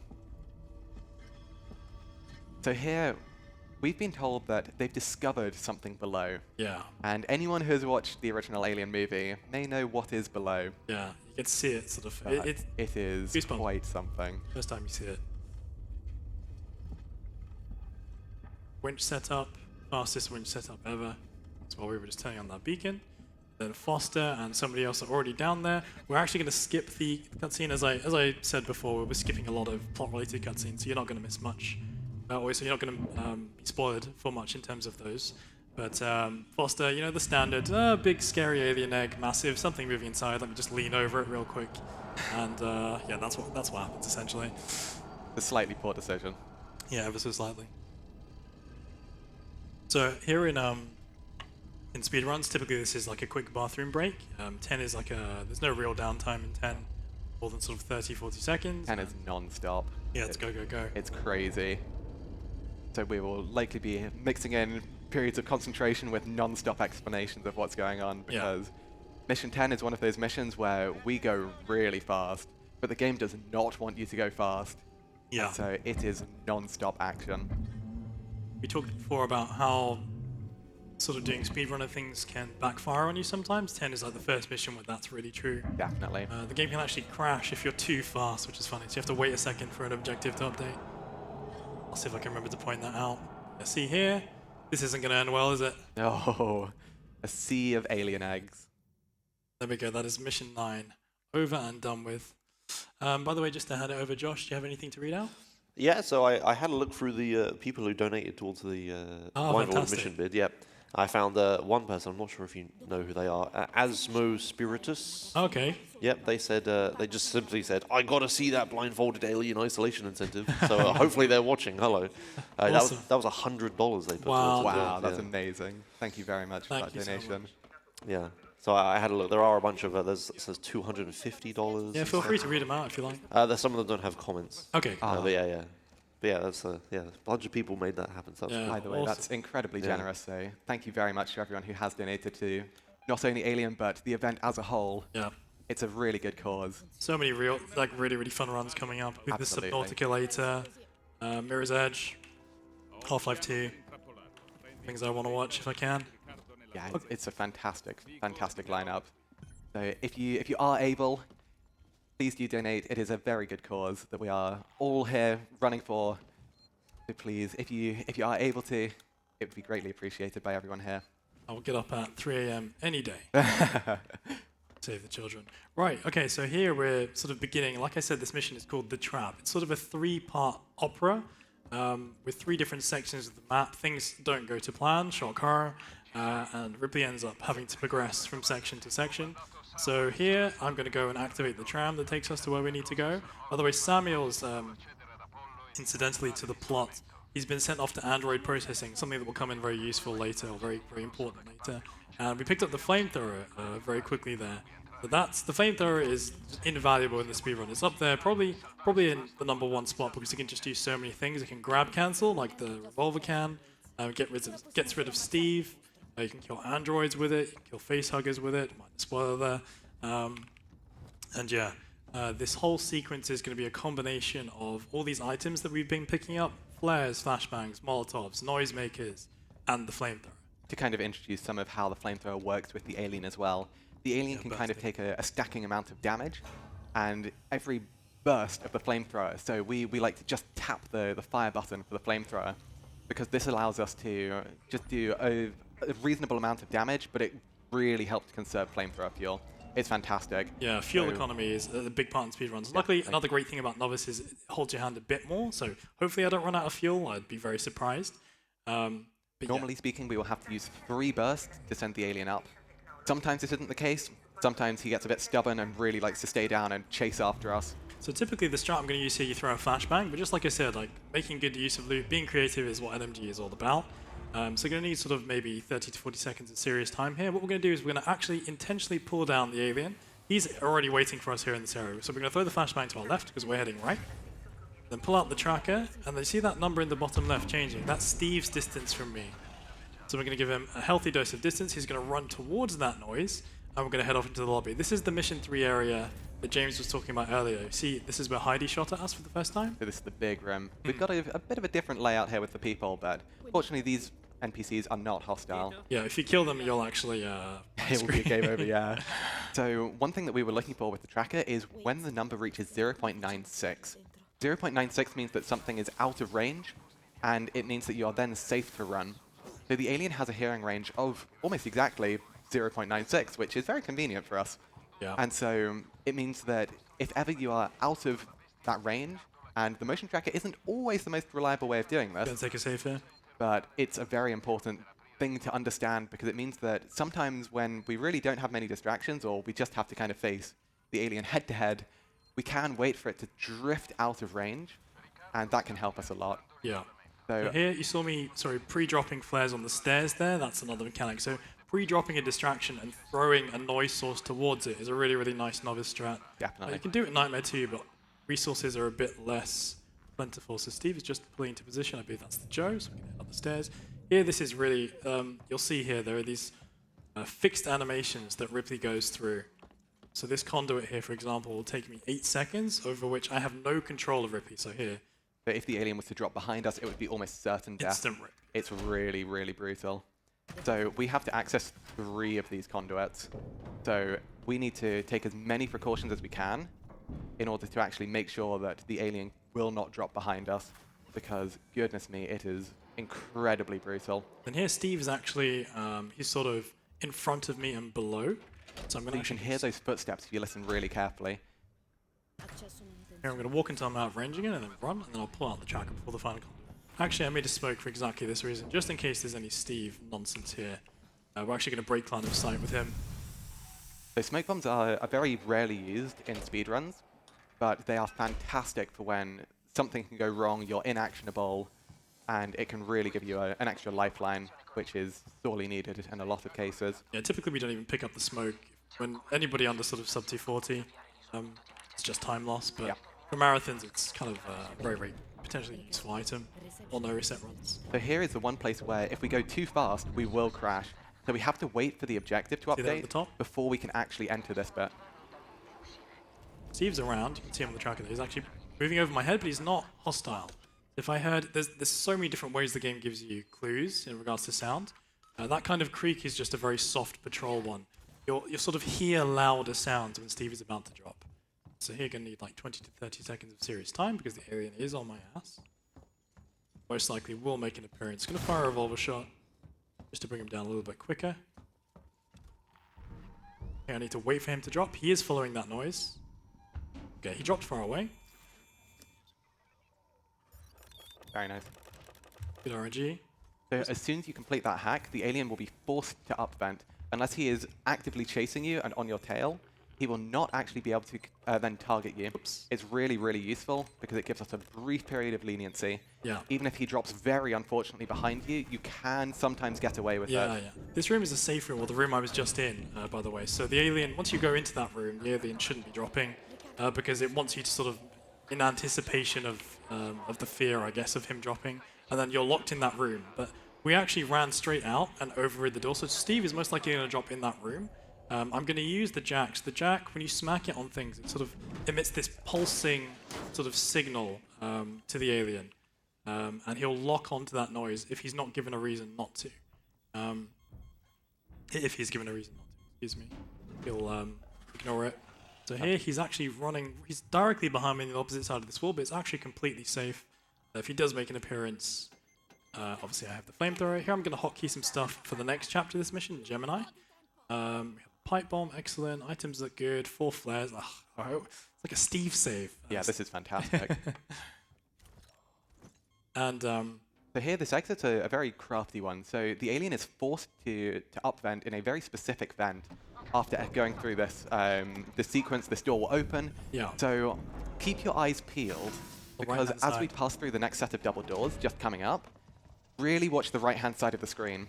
Yeah, because you should be able to see the alien. There, perfect. Hi, Steve. Bye, Steve. So he's now upvented. It was a bit of an early upvent, so it makes the exit slightly more spicy. Yeah, but we should be good. I'm sure. But so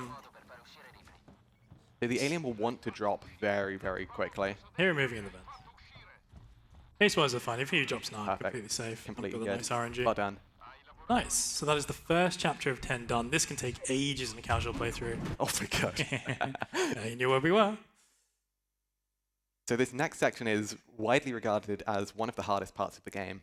This is known as Gemini. Yeah, by the way, James was talking about Steve on the other side of the glass there. It's because the lockdown being removed by Ricardo there, that door's like the source of it. So what happened there is we were supposed to lock the alien out in that room and then sneak out, but Ricardo couldn't find a way to clear our exit, so he just undid the entire lockdown. So that whole sequence was for naught, and we have a backup plan, or Waits has a backup plan, a very nasty one that he's not telling us. Here, by the way, running to this torch, it's kind of like in Mission 6 at the beginning, where I could run until I pulled the stun baton out of the wall. If your movement is good, you have just enough time. It's even more unforgiving on Nightmare. But if you trip a camera there, if your lines sort of take even an extra sort of 2-3 seconds, Steve will come and say hello, and it makes this mission way more chaotic. Yeah, it can be very, very dangerous. You can hear him in the vents, so he is around. This android, if he sees you accessing this terminal, will become hostile, and goodness me, he chases you to the ends of the earth. Yeah, he is relentless. So here's sort of serious time of 30 or 40 seconds. The alien can be on a variety of patterns here. I feel like he's going to drop behind me. Early drop behind. And big rule of Novice Steve, do not turn your back. The alien is a one-hit kill even when he's been flamed in certain scenarios. So if you, for example, you flame Steve, you instantly 180 and start running away, and he picks a vent that was in front of you, he will just kill you. I'm going to get one cycle here. Go for it. So yeah, I waited there to make sure I saw Steve turn around. At any time I'm in doubt, I'm pulling out the tracker in a doorway. Anytime there's a remote doubt in my mind. Cool, so I'm keep running here. Steve loves to knock down here, but yeah, okay. That's an example of a knockdown. It's where it most commonly happens where the alien targets a vent to upvent in, which is behind you. Yeah. There's sometimes nothing you can do about it. Yeah, it's just the AI tree. So here, running over, then abandoning our noise trail, and then using that crouch hopping mechanic we spoke about earlier. Nice.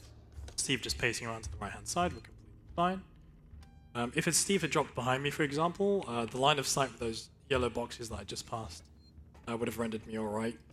Sort of like if you play games like, I don't know, Dead by Daylight might be a good example. There's sort of red marks on the ground when people are running away from the killer, Steve being the killer in this example. That's how the alien perceives noise. He sees noise trails, basically, or the game does. Same works for sort of NPCs chasing you like androids. So that noisemaker I made is for here. There's absolutely cursed RNG where Steve drops on your head from this vent. Thank God. Here, Steve will drop either close to me, right above me here, or at the vent far away. So he dropped right above. Yeah. I'm going to full crouch, not give him a reason to follow an alternative noise trail. Should lock onto that noisemaker. So like already we've used, what, 5 or 6 different items in this run. This is why Novice is so fun. You just basically just get to use every item in the game. That upvent is concerning, but we do have plenty of fuel. Steve probably makes an appearance soon. Yeah, there he is. Behind. Swing my wrench. I actually have the Ooh, yeah, nice. the Well bug done. there, yeah. So that, he loves to pick that vent, so if you back up just out of the range, you're normally okay. And I mean, fingers crossed we don't see him for the rest of this exit now. Gemini is notorious because there's so much RNG in this mission in Novice. In Nightmare, it's actually a lot more stable and probably easier. On Novice, this is a bit more tricky. But deathless so far, I'll touch wood. Unless I get yeeted from this button hit here. Nice. Well done. Awesome, so that is 2 down, 1 to go. And then that evil plan I was speaking about earlier, you're going to kind of see that come to fruition here. Waits is definitely not our friend. But the one person on the station who's not sort of hiding and looting and pillaging, and he sells them out to dry. So here I'm going to do another double another double flare drop. I'm going to pull out the tracker, just check on Steve, and slowly sprint burst away. When he disappears on the tracker, I can run. Oh, another flare, fantastic. Being very generous with flares, I like this. So we're once again pre-planting 2 flares, and flares stay active for a long time, which is really useful for us, because it means that we can go and do other things and then go back and do something that's needed.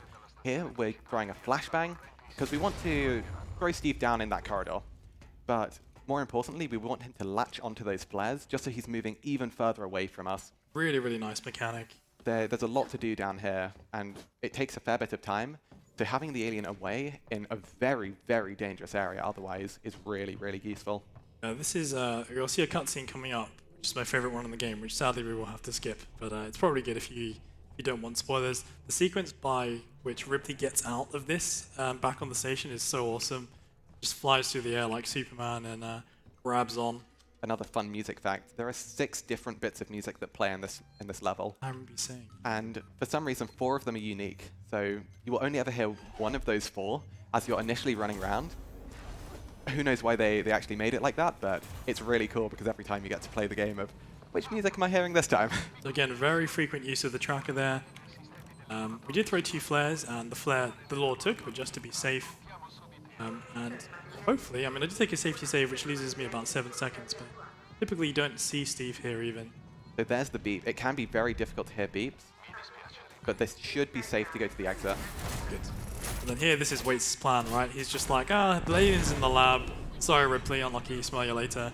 So we are now flying through space in an ejected station. The whole point of this plan was that this part of the station detaches. So we've been sent flying through space, we're hurtling through. The whole place is spinning. If you get motion sickness, you probably should be looking away right now.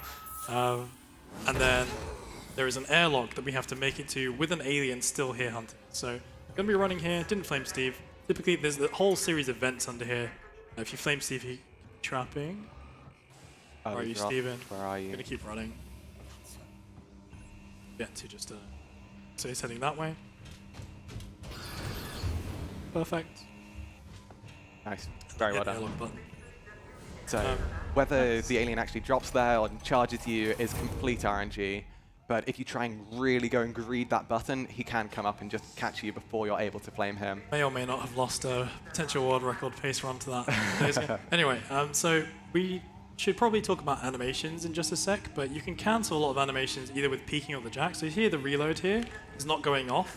I keep reloading. It's because I'm peeking in a direction. Same with the jack. If I swing the jack, and you're going to see some pretty cool strats with the shotgun later on, which I can't wait to showcase to you. So we're just going to get rid of Steve here. We've got plenty of fuel. Yeah. Because Steve behaved quite a lot in Gemini, which is lovely. Hello, Mr. Joe. Oh, nice. Okay. Well done. Yeah, that's really good.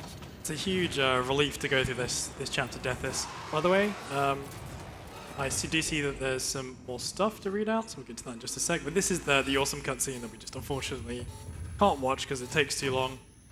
So you can see Rippy pull this handle, and then she's going to end up back on the station. Do we have any more sort of stuff to read out? Yes, lovely. Thank you. We have a single donation from Andrijeka. I think I'm saying that sort of enough to you know who I'm talking about. Yeah. They donated $10, and they said, Nightmare Steve is more consistent than Novice Steve. Often, yes. Behaves. No, Thank you for the $10, Andy. Yeah, thank you very much for that donation. Andy's a great person in the community. She runs a lot of low percent. He prefers, she says low percent is easier than running all missions. Where you just a run where you can't heal or can't loot. She's it's easier, it's chiller. I don't have to remember strats.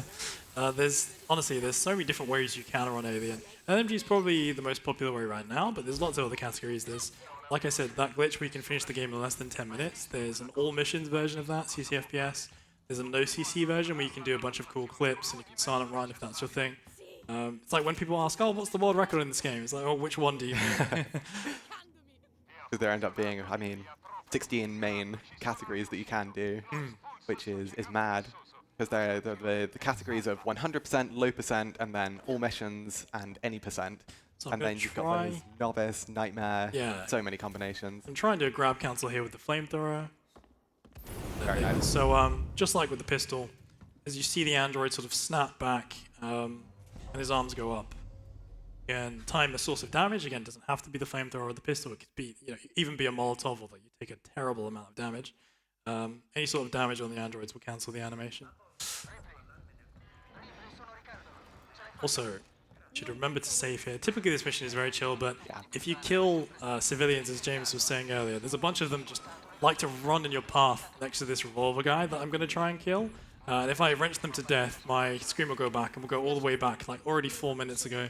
So yeah, Alien very punishing if you don't take your safety saves. It's also worth healing here because we do run up against 2 revolver humans, and even though they are individual revolver humans, it can be difficult to kill them because they are surrounded by civilians. Yeah, I'm going to kill the revolver guy, but yeah, typically if I was going for a PB attempt, I would just heal him, then just run through him and shoot me sort of 3 or 4 times. Here he's only going to shoot me maybe once or twice. So yeah, this is another maze. To update with the plot, James, you want to sort of explain the androids? So after so-called dealing with the alien, so the alien is now off the station. We do not need to worry about the alien anymore, which is lovely. Technically, if we were to see the alien again, I'm not spoiling anything, but it wouldn't be Steve, right? It'd be like, Steven, Stefan, Well, it would be, Steve 2, Steve 3, Steve 4. No, but at the moment, we know that the androids are kind of being weird. We can see Ricardo here is saying, like, it's really not normal. They're leaving their posts. Things aren't good at all. They've been bought out unbeknownst to us. We'll find that out in sort of the next, or after the next mission. But the androids have now been given a new priority. And Hugs. this will be, yes, to hug us repeatedly.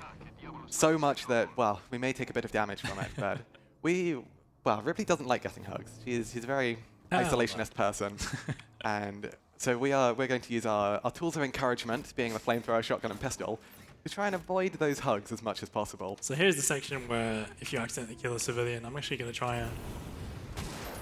This is the guy. Very nice. See there, we didn't take too much damage, but it's just good to be safe there. And then that's another grab cancel, which will let me run through this guy. That's move blue, he actually didn't even punch. And based on the NPCs here, I think it was a modder or something that found out recently, if a particular NPC dies, there's a second sniper that spawns upstairs. So that's why I'm psycho hopping. Oh. No! I went for James strats and then changed my mind. So James figured out you can actually just run straight by that guy. I'm pretty sure I had the good RNG there. Yeah. I changed my mind. Okay, that's the long animation, by the way, so pain. Alright, so we don't get grabbed this very Other way. That's the other way, yeah. Yep. And yeah, typically if that NPC dies, you'll get a second sniper upstairs. On Nightmare, it's much more of a deal. It's like terror. If there's a guy potentially with a revolver waiting for you, and it's in a huge open room. There's no line of sight breaks, no clever ways you can do anything. we should be immunity. You got the grab cancel. So yeah. So it does look like both of the androids got lured downstairs, so we have less of a chance. That's why I was using that psycho hop mechanic there, just to leave a noise trail for them. Oh, why did I wimp out of quick? Okay, so rounding the corner here. Typically the guy will spawn over there and sort of shoot you as you run into that main room. Just up ahead, we get to see a great thing where there's likely an android dead ahead of us, but we kind of just run past it. Right ahead, he's just speaking and being like, "Hey, what are you doing?" We're just zooming past. Switch on quick enough. Even in Nightmare, it's sort of a delay for his trigger there.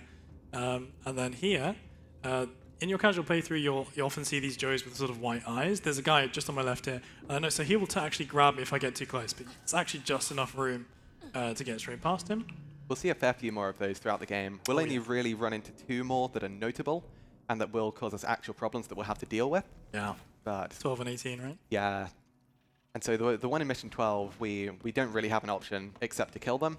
The one in 18, we kind of just maneuver around because the alien's more in play, and so it's difficult. So just to be risk averse, I'm not going to lose any time by doing this, and I don't foresee any major obstacles in this mission, but there is a save station here. So Ricardo sort of goes through this monologue. He's the only one alive, by the way. You heard Waits getting choked out there just after the android grabbed me. And he's the only guy who stays alive. He hid. So now, basically, they're going to team up Ripley and Ricardo, and stay together for actually a major portion of the game. The dream team. Yeah, and try and find Samuels. Because remember, like I said, when we were waiting for that tram in 10, Samuels has gone off on his own little side mission to try and figure out what's happening. Wow, you can make another pipe bomb. That's awesome. I'm tempted to do cartwheel, Joe. Oh, absolutely. Especially as it's a marathon. It's such a cool strat to showcase. So we'll get into what that strat means in just a second. There should be a Joe on my left-hand side here, but if you're quick, he's not in grab range. Then here, this is like another like rat maze. It's very easy to get lost here. Definitely. All these shutters, some of them don't open. And there's actually like a whole sort of second cohort of androids here. And depending on the way they behave, I might have to kill multiple ones downstairs. There can be one on the stairs here, which is bad RNG. Was that a beep? Yeah, no. No, you're good. It's by the sign. Oh no, it's just at the bottom. Yeah, That's still fine. So if the Joe's on the stairs, it's very awkward to try and kill it because it loves to just kind of like dart off to the side, dodge your bullets. It's the Michael Jackson, I pain. like to call it. Sort of, there's a lot of moonwalk movement from the Joes, depending on the angle that you hit them at. Oh, he's got the no eyes bug. It's absolutely terrifying. If you kill him with a shotgun, he may just get eyes outside of his head. That's a peak cancel, by the way. So typically, Oh yeah, you see it. He's got 2 sets of eyes. It's cursed. God, There was a flare on that guy too. was. Sometimes you can get ridiculous number of eyes on those Joes. I would show you more sort of shotgun mechanics, but we only pick up 4 shells here, so the more prudent way to show you sort of peak reload cancels will be in mission 14 in the reactor. So looking forward Might to doing potentially that. be able to do some at the end of mission 12, depending on ammo. If the ammo's good, yeah. Yeah. But ammo starts to become, And that's 12 done, by the way. yeah, done with mission 11 already, so. Yeah, sorry, 11, yeah. We've got mission 12 coming up, and this is the main mission in which we are trying to find Samuels. So mission 11 is the real introduction of, we are discovering that, oh god, the androids are not in a good way. Things are going horribly, horribly wrong. Let's actually try and solve that. So with Samuels going to android processing, we're trying to figure out what Apollo is up to. And Apollo is the main central computer here. And Apollo is the one that actually gives the instructions to the androids. And so we're trying to see if Samuels can actually interact with Apollo, ask some questions, figure out what's going on here? Why is this stuff happening? And so we're actually back in mission 5 again. So this is exactly the same. So the Where elevator Coleman was. just ahead is the elevator to Coleman. But we're taking a slightly different route and instead going back to mission 7. So this is a real great showcase of just how interlinked everything is. Yeah, as long as you, I personally really like that concept of returning to a new area with a new bit unlocked. Definitely. Area. By the way, Josh, we haven't pinged you in a bit. Is there anything you would like to read out? Yes, there is. Thank you. We have a $5 donation from Anonymous, who doesn't leave a comment, but they did put their $5 towards the outfit choice for the Near Replicant version 1 and a bunch of numbers, the New Game Plus run. They chose the Near Autonoma outfit, so that is now in the lead. Nice. Ooh, So nice. head on over to Get in there early. donations.esamarathon.com and you can have a look at all the available incentives. Do I have time for one more? Yes. Okay, and then we had a $25 donation from Nice. Rabid Panda 05, Oh, nice. who says, ask Caraxx about his amazing holiday gift wrapping. Oh god, yeah, I did a stream. So I'm hopeless at rapping, and I think it was Christmas of last year, and we just did like a me wrapping my present stream, and it was an experience to say the least. And Panda was there. What's up, Panda? Yeah.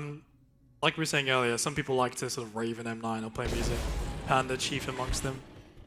Hope you're doing good. Thank you so much for the $25, and Andy as well.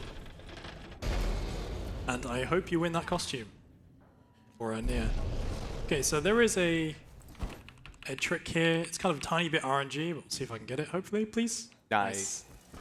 So we call it the Super Amanda, where you skip these 2 prompts and Ripley just kind of flies into this vent. It's only like a 2-second time save, but The way it works is by interacting with the prompt twice, it displaces the camera in a very weird way, but it allows us to enter the vent far sooner than we would otherwise be able to.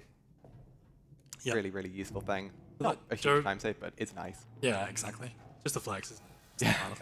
So here, like James was saying, there's Joe's on the ground, so you can damage the Joe with anything. The flamethrower is just because we have lots of fuel. But you can do it with the pistol, the shotgun. You can actually just run down at the ground. And as long as you're always looking at that Joe, he doesn't jump scare you. So you can sort of do this run over, look at him, 180, and then turn around. And then here, this is kind of where Ripley's line is where androids go to die. This is sort of Joe maintenance. So you see all these sort of, they're like they're being operated on almost, and you're going to see lots and lots of Joes in this mission. What makes this really, really scary and low percent actually is one grab, usually in Nightmare low percent, means that you're one hit away from death, typically. You're going to do quick strats. There are lots of animations to cancel here. Joe's chasing you. There's actually a room coming up where I'm going to run through a bunch of Joes who are asleep, and they're going to sort of wake up as I run through the room, and we're going to try and get to a hack and through the hack door before a Joe even gets behind me. It's another sort of test of your hacking speed like M3. We do get grabs otherwise. One small thing that was done there is there are 2 side rooms, and when you do both of the conduits in those side rooms, then a Joe will spawn. So we did that last side room just after doing all of the other ones, and that means that we never need to worry about that working Joe. We just run straight past it. Also, Samuels is a complete badass here. This guy sort of... Samuels is fantastic. Yeah, just wasting his time, and then he tries to kill him. And Samuels, unfortunately, we don't watch it. We just go past. But Samuels just grabs him with one hand and smacks him to death. So for once, we don't have one of our friends just getting killed in one of these cutscenes. Instead, Samuels is actually dealing with one of the Weyland-Yutani androids. I have not done this trick in a hot minute. So basically the idea is that the Joe that has the keycard is always the same. So I'm going to run sort of into the middle of these Joes as they wake up. And hopefully we get this guy flying through the air with the pipe bomb. So there's a certain trigger that we need to run past this line. We then lob the pipe bomb at it. Nice. The swan dive. Very nice. And he always has the keycard, that Joe. So if I didn't put the keycard in this door, you'd run past. And in casual playthroughs, this is pretty much what happens every single time. The Joes break through the door very, very slowly. I think it's like 45 seconds or something. Yeah, a lot of time. Yeah, we would have had to wait on the opposite side of that door, which wouldn't have been ideal. So the game wants you to go into a side room there that contains lots of EMPs, Molotovs, loads of loot to try and deal with all of those we'll be in a hitting that massive kind of combat sequence. At the end of this mission. So yeah, like I said, this run is... you also get that room in Nightmare, but the amount of just items we get to use in Novice is just really, really fun. What haven't we used yet? I think we used everything, right? Except everything except the EMP, which we will use later. So just another example of why Novice is just so fun to pick up. Definitely. Cool, so this is the area, like James was saying, above Mission 7. Do you remember where I lured those 2 humans to the door with the pistol shots? This is the exit part, where we went up that ladder, and that was where we did the ladder flex there and exited. So I don't know, I didn't actually even see this in my casual playthrough, that there was this whole walkway up here. Yeah, it's really cool. And don't scroll the cart, Caraxx. Yeah. There's so because we rebind, like we said, used to the mouse wheel and a few other things. We also add a command called button mash to the mouse wheel, and I sort of like to live dangerously. I do 1 rivet of my mouse to skip that, but if I were to do 2, the fact that it's button mash means that this cart on the left-hand side here, you see this one, it's going to go back and forth and blink to the opposite side, and people drop down and die. So if I hadn't safety saved, I'd have to go back like legitimately 10 minutes here. So a fun fact is that's actually useful in a strategy in 100%. Yeah. Yes. Because by dropping down, it means that we can get out of bounds. And while not allowed in no major glitches, it is allowed in the glitch categories, and it means that we can get out of bound and get certain items that we wouldn't normally be able to get. Yeah, avoid going all the way back to M5, right? Or M7. M7, yeah. So it's really cool because it allows us to essentially sequence break something. So this is the sort of like the test of your hacking skills that I was talking about earlier. The window is ever so slightly more on Novice, but it's pretty similar. Yeah, it's still pretty harsh for both difficulties here. So these guys are all waking up. If you're hacking slow, they will hear you, they'll chase you, and they might give you a little hug. Yeah, slow to find it, but quick to hack it. Very good. Should be okay. Close, but nice. One frustrating thing is those Joes can actually come through the door and get stuck on the other side. Yeah, I bet you There's kind of like an invisible wall, but sometimes they can get stuck in the invisible wall, which is very frustrating. Amusingly, again, in 100%, that's actually beneficial. But here we are finally meeting up with Samuels. Let's see if I can give him the love bonk. Give him the bug. It never happens. It never works. Oh. Also, don't shoot him there. So for some reason, the jack, when it hits him, it doesn't kill him. But I've seen people meme shoot Samuels there, and Samuels just goes flying. Screen goes black, and they've lost like 13 minutes. No names, of course. So here, Samuels is trying to interface with Apollo by going into this big old machine. He's trying to connect to Apollo and ask Apollo some questions. That looks like an MRI, right? It really does, yeah, just with more particle effects. Oh, and here there's this kind of, great soundtrack. Look at all these visual effects going on with the electricity. But here, actually, all you have to do is you just go clockwise in the conduit order like that. And you're completely fine every time. However, if you do these conduits in the wrong order, Samuels will blow up inside this machine and die. And I'm going all the way back, so... Yeah, we do not want to lose 11 minutes at this point. I didn't save before the hack either, so... So one thing that was mentioned quite a while ago, but this game is very, very stingy with autosaves. And there are very few missions that actually have autosaves in the missions. The only real notable ones are Mission 10, and even I then it's believe only once per section, isn't it? Mission 18. Yeah, and Mission 18 has the most. Mission 14 also has 2.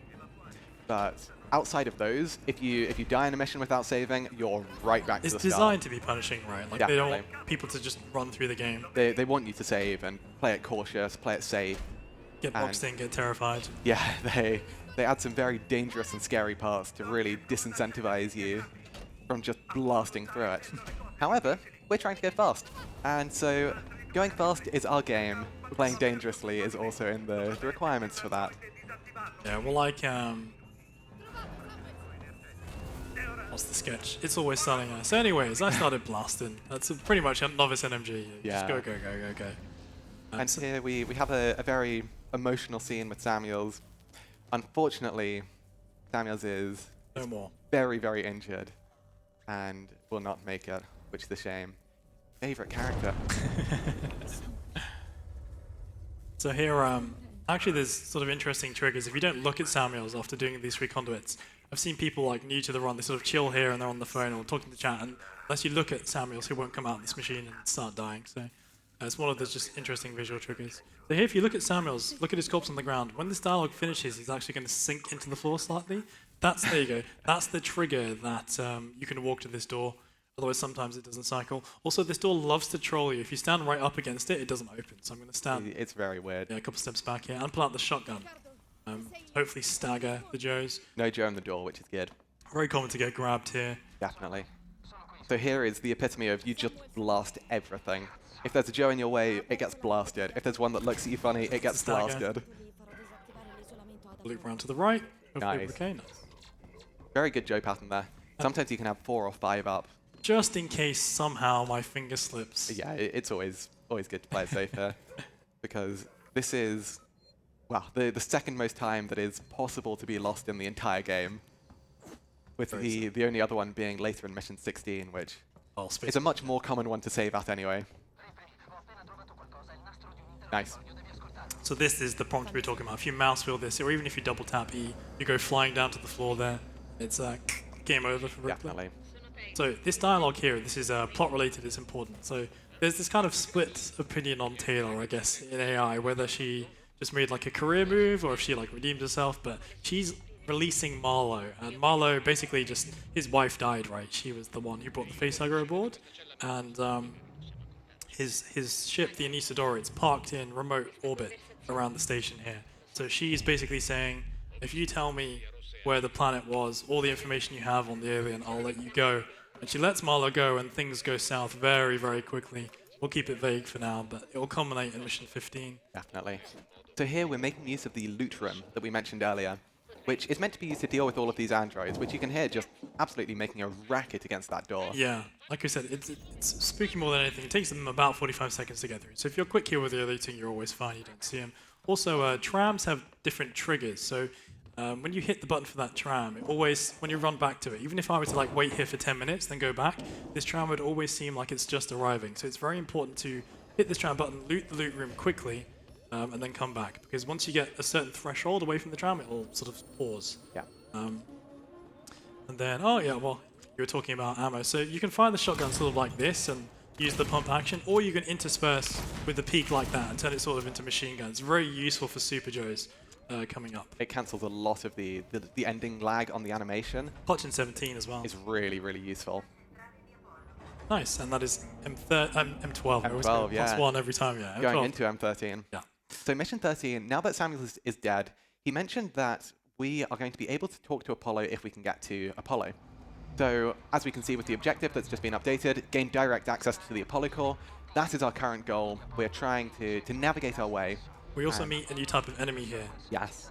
So it is the aptly named Super Joe, where it's a The Joe. androids are called Walking Joes. Yeah, Got to it's essentially a Joe just wearing a coat or an anorak. But apparently that makes them invulnerable to all sort of electrical related things. So EMPs, despite it not really making that much sense, The problem there from EMPs have no effect on Super Joes. The stun baton, which we picked up all the way back in Mission 6 but have never used, is also ineffective. So it's a lot of extra protection against them. They're also much more tanky, taking 2 shotgun shots, And 2 deal perfect damage. shotgun shots rather than 1. Here we're crouching because it's an interesting mechanic known as pre-crouching. So whenever you need to enter a crawl space or a vent, if you crouch in advance, it will immediately let you go into the crawl space. Whereas if you don't pre-crouch, it will normally pause you for a second or 2. So the game's kind of like, okay, you're getting ready to actually go down into the crawl space. But by pre-crouching, it saves about a second. Yeah, It's big a ups very to nice thing to do. The DLC runners, the ones who put us onto that, I believe, way back in the day. There's lots of crouching in. I think there's a DLC called Crawl Space. So I do the attack here, and yeah, people figured out that if you pre-crouch Ripley, you'll just slide very smoothly. It's really, really useful in the nest. Definitely. I'm not going to do it though. I'm going to go for nest boost just because we're on the marathon. It's a cool trick to go for. If it doesn't work, it'll be unfortunate, but there's a special setup, and we can use pre-crouching in many other spots, so not missing out on the mechanic. Yeah, Hugger Boost is really, really fun to do. Most people don't go for it in 14 because it's quite risky. You basically have like maybe a 1/10 of a second to kill the Hugger if it goes wrong, but we'll be taking a save, so I'll only lose sort of a few seconds if it goes badly. There's a really, really cool variant of it in Mission 18, and I'm still deciding whether I'm going to go for the super like double Hugger Boost or the single one. Both are really cool tricks. Yeah. There's a healthy dose of RNG in double huggers. You can die. For the single huggers or just regular hugger boost, it's something which you at home can probably do. It seems terrifying. But Just make sure VSync is off. oh yeah. So if your frame rate's above about 100, 120, then you'll be able to do a hugger boost. And this is where a face hugger will grab you from behind in a crawl space, and due to a weird arithmetic error, it will add the velocity of Ripley and the face hugger go together, flying down and the you go zooming. It's fantastic. It's good fun. So one thing that we picked up there is the gas mask. It allows us to go into these green fogs. And what we did there Now, I want was... to go for the super glitchy one where Ripley can leave her mask on the entirety of this mission, just runs around like a Terminator. But it's slightly too late there. But yeah, we've still got the immunity. But Yeah. we got the mask in our hand, which you can see just in the bottom right-hand corner of the screen. And what this does is it prevents us from getting grabbed for 10 seconds. And so getting this grab immunity is really useful because one of the Super Joes can spawn in the corridor. And we have no weapons at this point, so we have no way of interrupting a grab. So gaining this 10 seconds of grab immunity is really useful. Oh, despawn? Oh, despawn? If you, Unfortunate. if you do the hack super quick, all the androids in the entire mission will despawn. Well, in this area. So the game first places androids and then despawns androids because it wants to reset the positions of them after you do this hack. But if the positions happen to be on top of each other, then it's a weird coincidence where it will spawn 2 androids essentially directly on top of each other Gas mask and then and just stun remove everything. It's really cool. Also, 4 stun baton shots is insane. They're meant to be the rarest item in the game. Yeah, yeah. Too bad we never actually use them. Followed closely by caps. So there's Yeah. 3. This is, I guess, our first encounter with minigames. Normally, in a casual playthrough in Mission 4, you'll do 3 minigames to be able to talk to Samuels, but because we run so quickly in that mission, we actually go there before those minigames load in. So there's 3 tiers of minigames. There's orange, white, and green. So green minigames are the absolute slowest usually. They're so bad, in fact, that in the speedrun we just queue out and we try again because that refreshes the minigame. But you can get really fickle yellow minigames where you have to hit these 3 symbols and there's RNG on like how long they take to appear. And of course you can get them wrong. It's really, really stressful in the reactor, but Definitely. adds a lot of excitement to the run. So here we're right next to the end of the mission, so there is a safety save that's optional here, but this is Apollo that James was talking about. And so there's a cutscene coming up here which we won't Mother, actually right? see, but it gives some very, very important information plot-wise. And to kind of summarize it, we ask Apollo, why is there still a lockdown? We've removed the alien. What's going on? Yeah. And Apollo says, running scans. Reactor scan not verified. Yeah, scheduled reactor scans are unverified, something like that. By the way, though, if you caught a split second of that cutscene, they pretty much perfectly recreate Mother from the first Alien movie, so that's another really nice throwback attention to detail. It's really cool. Yeah. So we're going to find out what's wrong with the reactor shortly, and actually, this is the very end of 13. So is.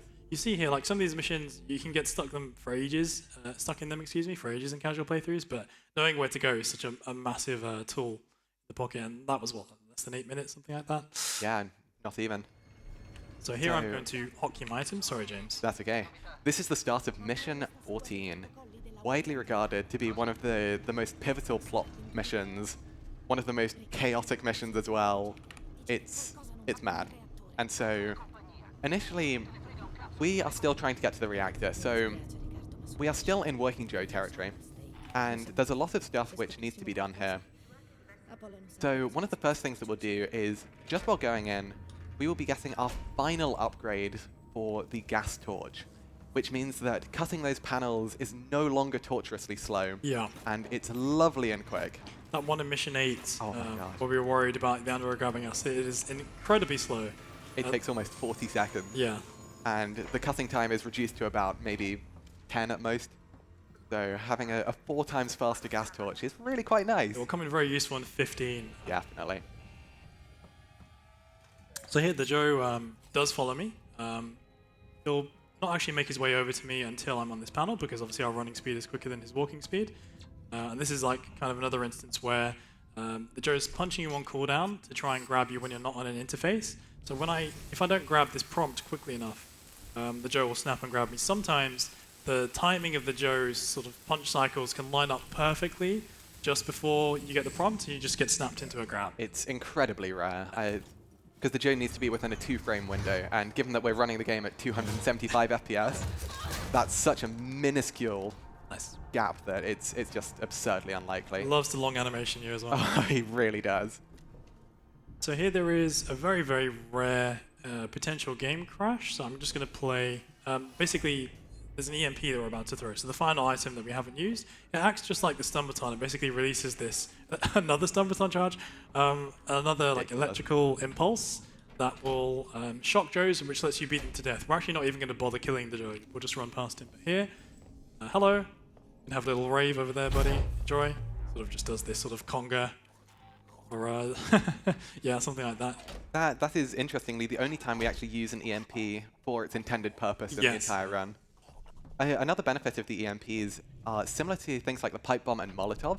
It explodes on impact, which means that it's really good for making noise in a specific location. Yeah. Because if we line up an accurate throw, we can get a very detailed bit of noise. Something that is less reliable with things like the flashbang and the noisemaker is they do bounce a couple times. And so it can be dangerous to try, or difficult to really get them in a specific position every time. So what was happening there is there was a peak cancel. What that means is if you use the peak key to kind of like move off to the side a bit, it can cancel some of the landing animations. It's been happening throughout the run, but that's one of the more notable ones because it actually saves the most time. Yeah, we don't drop down from too many vents, luckily in the speedrun, but it's like a nice little quality of life, time save. So I'm going to take my first save. This is just like in Mission 10, we said, sometimes you get punished for going quick, right?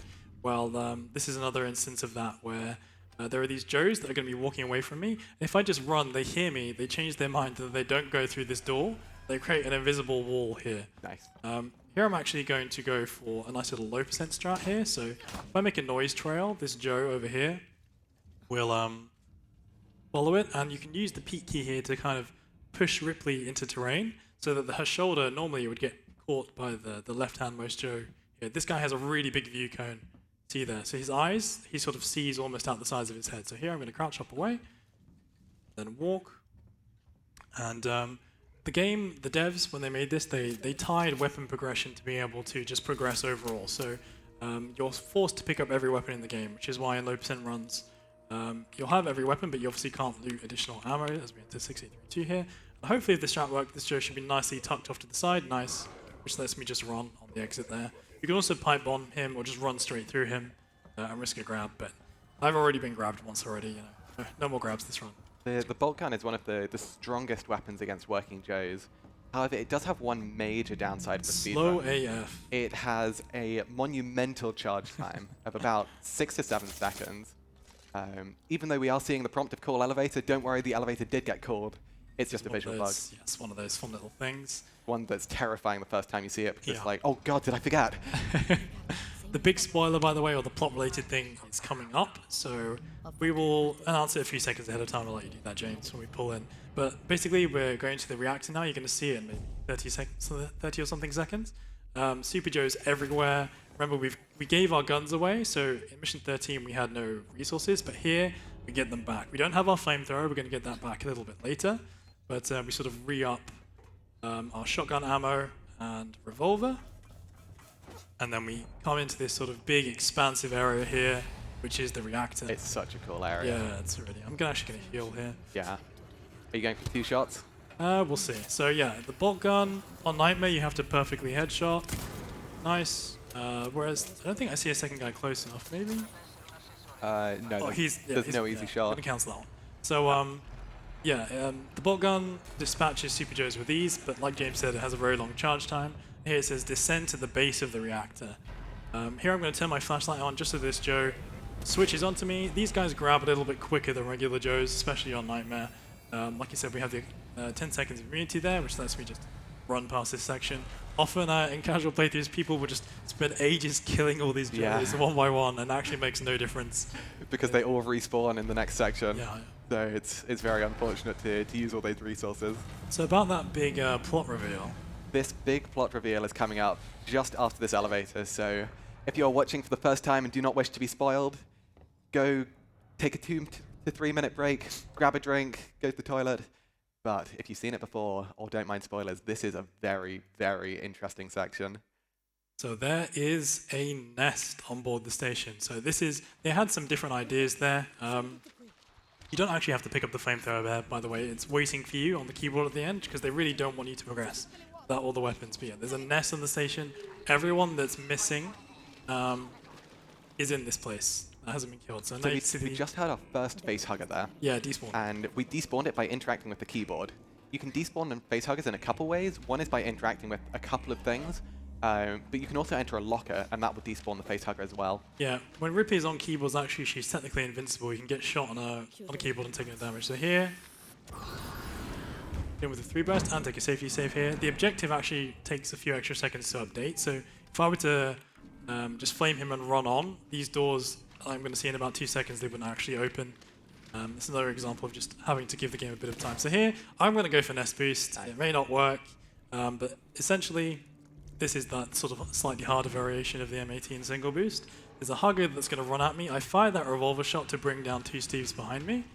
And here, it's RNG whether he goes for this. Nah, sadly not. So the idea is that you sort of sidestep him, run past him, and he boosts you down this tunnel. Here, there should be another drop in a few seconds. They're right behind me, are actually completely safe, even though that's really scary. Nest is really all about rhythm and knowing where to go. These kind of little tunnels you see, they're only exposed by flashing lights. So it's really easy to just run around the nest and not realize you have to go into these sort of cubby holes. There is a scripted Steve waiting for me on the other side of this section, so I'm actually going to let him progress. As we were running to this initial bit, there was another scripted Steve drop. So there are lots of different scripted things in the nest, and we really try our hardest to make use of those scripted drops. So here we've got one noisemaker all the way down the corridor to try and persuade the aliens to actually not drop directly on our head. Yeah, there's multiple aliens in play here. Yeah, so you can have 2 aliens down at the same time, as we heard just before, because we had one drop right before we actually entered that crawl space. I haven't actually heard a drop, so no, we'll put the shotgun here for a potential stun. Nice, got one behind. Good. Very good.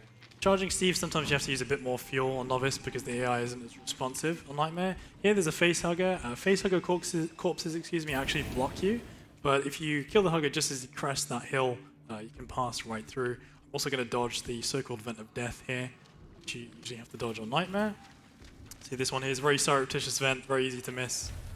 Steve loves to trap in that one. We're listening carefully here in case there's a drop, because the alien can charge and kill you in the elevator even after you've pressed the button.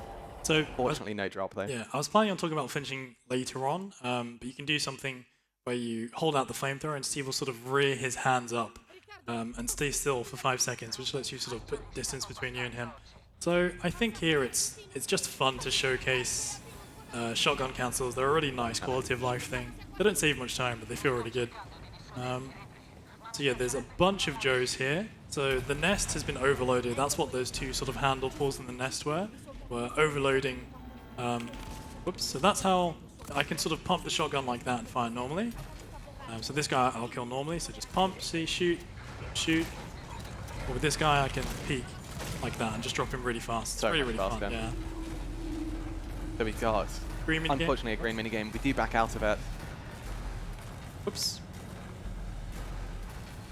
Bit finicky with the inputs there, and one more guy. I'm actually just gonna stun past him. Grab cancel. Yeah. Another green, unfortunate. Worst RNG possible. Yeah. This green minigame is exceptionally bad because the androids can come out of grab immunity and can grab you as soon as you come off of it, and there's almost nothing you can do. Yeah. This is one of the few autosaves that James was talking about at the beginning of this section. Nice. If you had to go all the way back to the beginning of M14, it would be very, very sad. Do the nest all over again. So yeah, luckily the game just throw you a bone. Nice.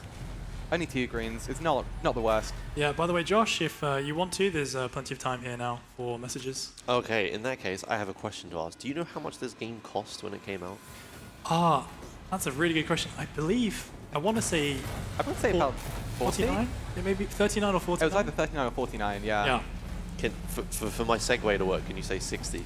60. Okay, perfect. Do you know what else you can get for $60 that will help save the children? For information, this is straight from Save the Children. I'm going to read this verbatim. It says $60 can buy someone a goat, and goats are the goat when it comes to providing help in developing areas. Goats provide nutrition for growing children, and the baby goats can be sold to provide essentials such as paying for school and medicine where needed. So if you donate the price of a AAA video game, you can really make a difference in some needy children's lives out there. Yeah. So yeah, That's awesome. I never knew it was only that. That's incredible. yeah. Go there's- cop a goat, guys. Yeah. If you head on over to the Save the Children website, they have a list of all the things that like even small amounts of money can get. Such as, I'm setting myself up for a segue I haven't prepared for, such as $5 can provide education supplies for children fleeing compact zones, giving them the tools they need to continue their education. All sorts of stuff like that. So get your donations, too early for this. Get your donations in, no matter how big or small, and we can help save the kids in a really good cause. Thank you. Yeah, there's lots of really nice prizes on the USA website as well. Like Josh said earlier, you can win a PS5, a Switch. So do check that out if you are considering donating. Even if you're only able to donate just a small amount, they do add up, so it is definitely worth donating if you are able to. I'm so thrilled that the blindfolded amount got met. I mean, I was going to do it anyway. You know, I was really excited to just see if I could pull it off. But, awesome. Thank you so much, everyone, for your support. So here, the nest has, I don't know if you're paying attention to the screen there, but there were definitely aliens an inch from our face. The nest purge override kind of backfired. We didn't fully get it all, and we kind of created escape routes for the aliens. So now the aliens are all aboard the station. They are everywhere. So there's multiple sections and multiple missions here with 2 aliens. For the most part, in 16, we'll be chased by just the one, but there are sort of sections in 17 and in 18 where you're dealing with multiple aliens.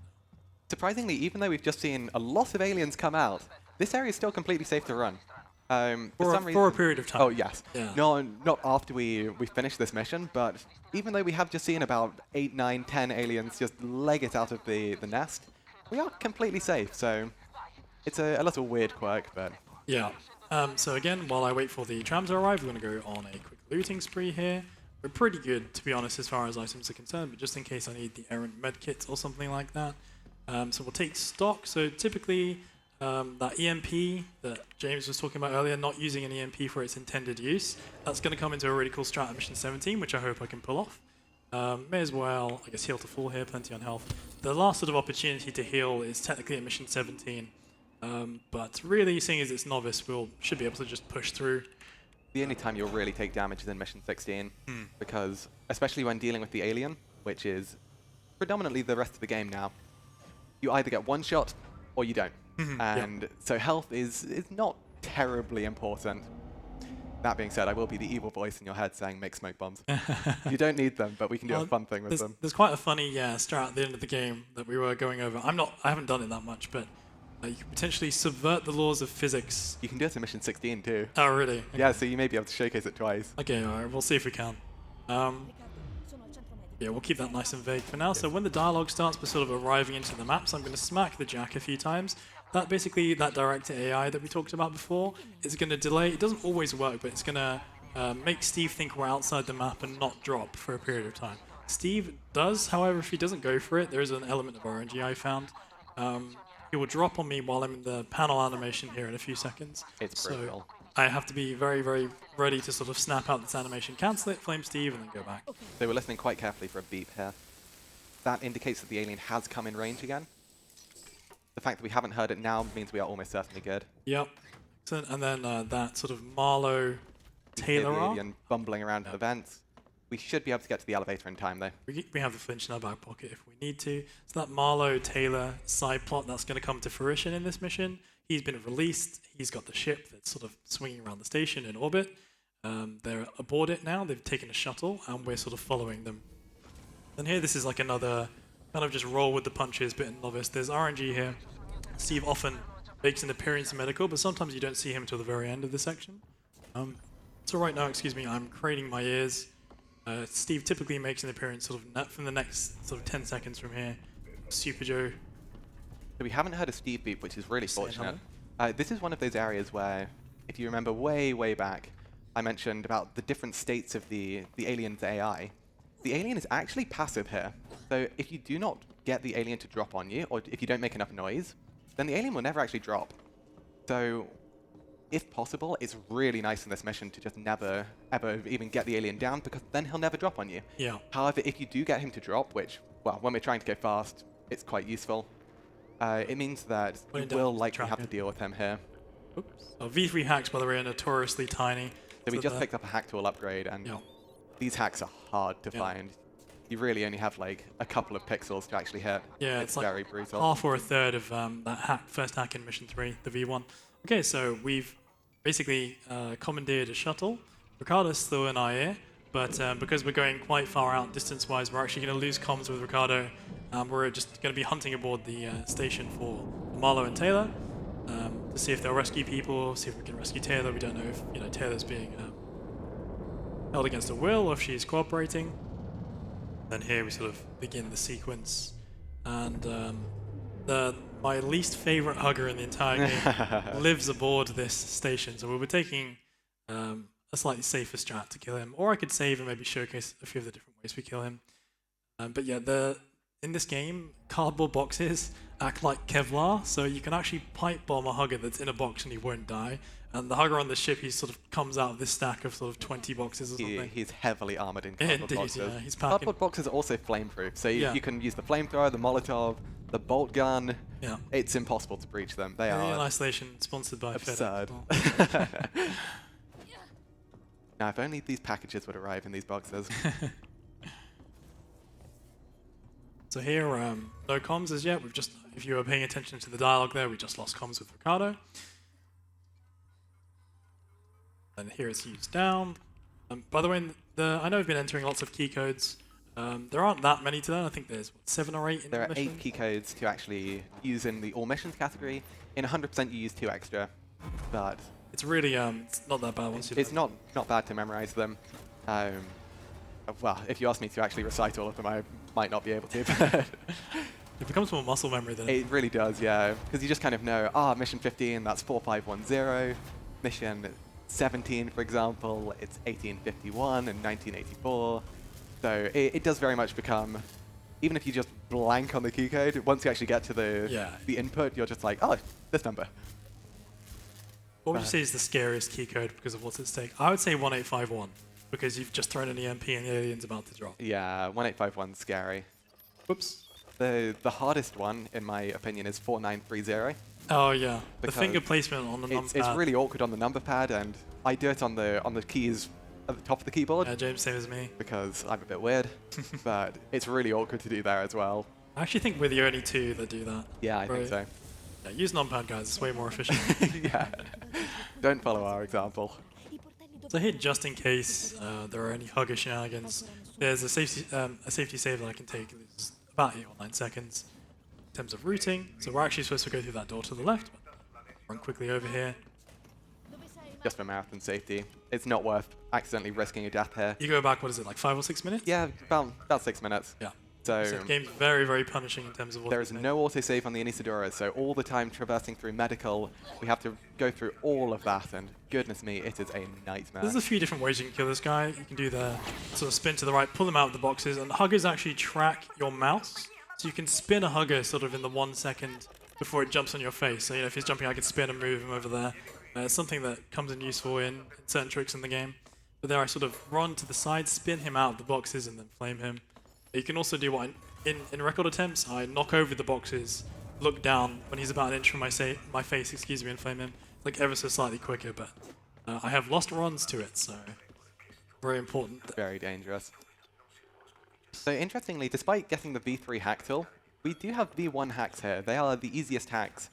It's a nice break from the insanely difficult hacks that we have to do. Yeah, I guess it's also kind of showcase that Marlowe's ship is a bit run down and an older model or something. Definitely. Like by the way, this is when I said cameos and awesome cutscenes, this is the great one from Sigourney Weaver, sort of re-portraying herself.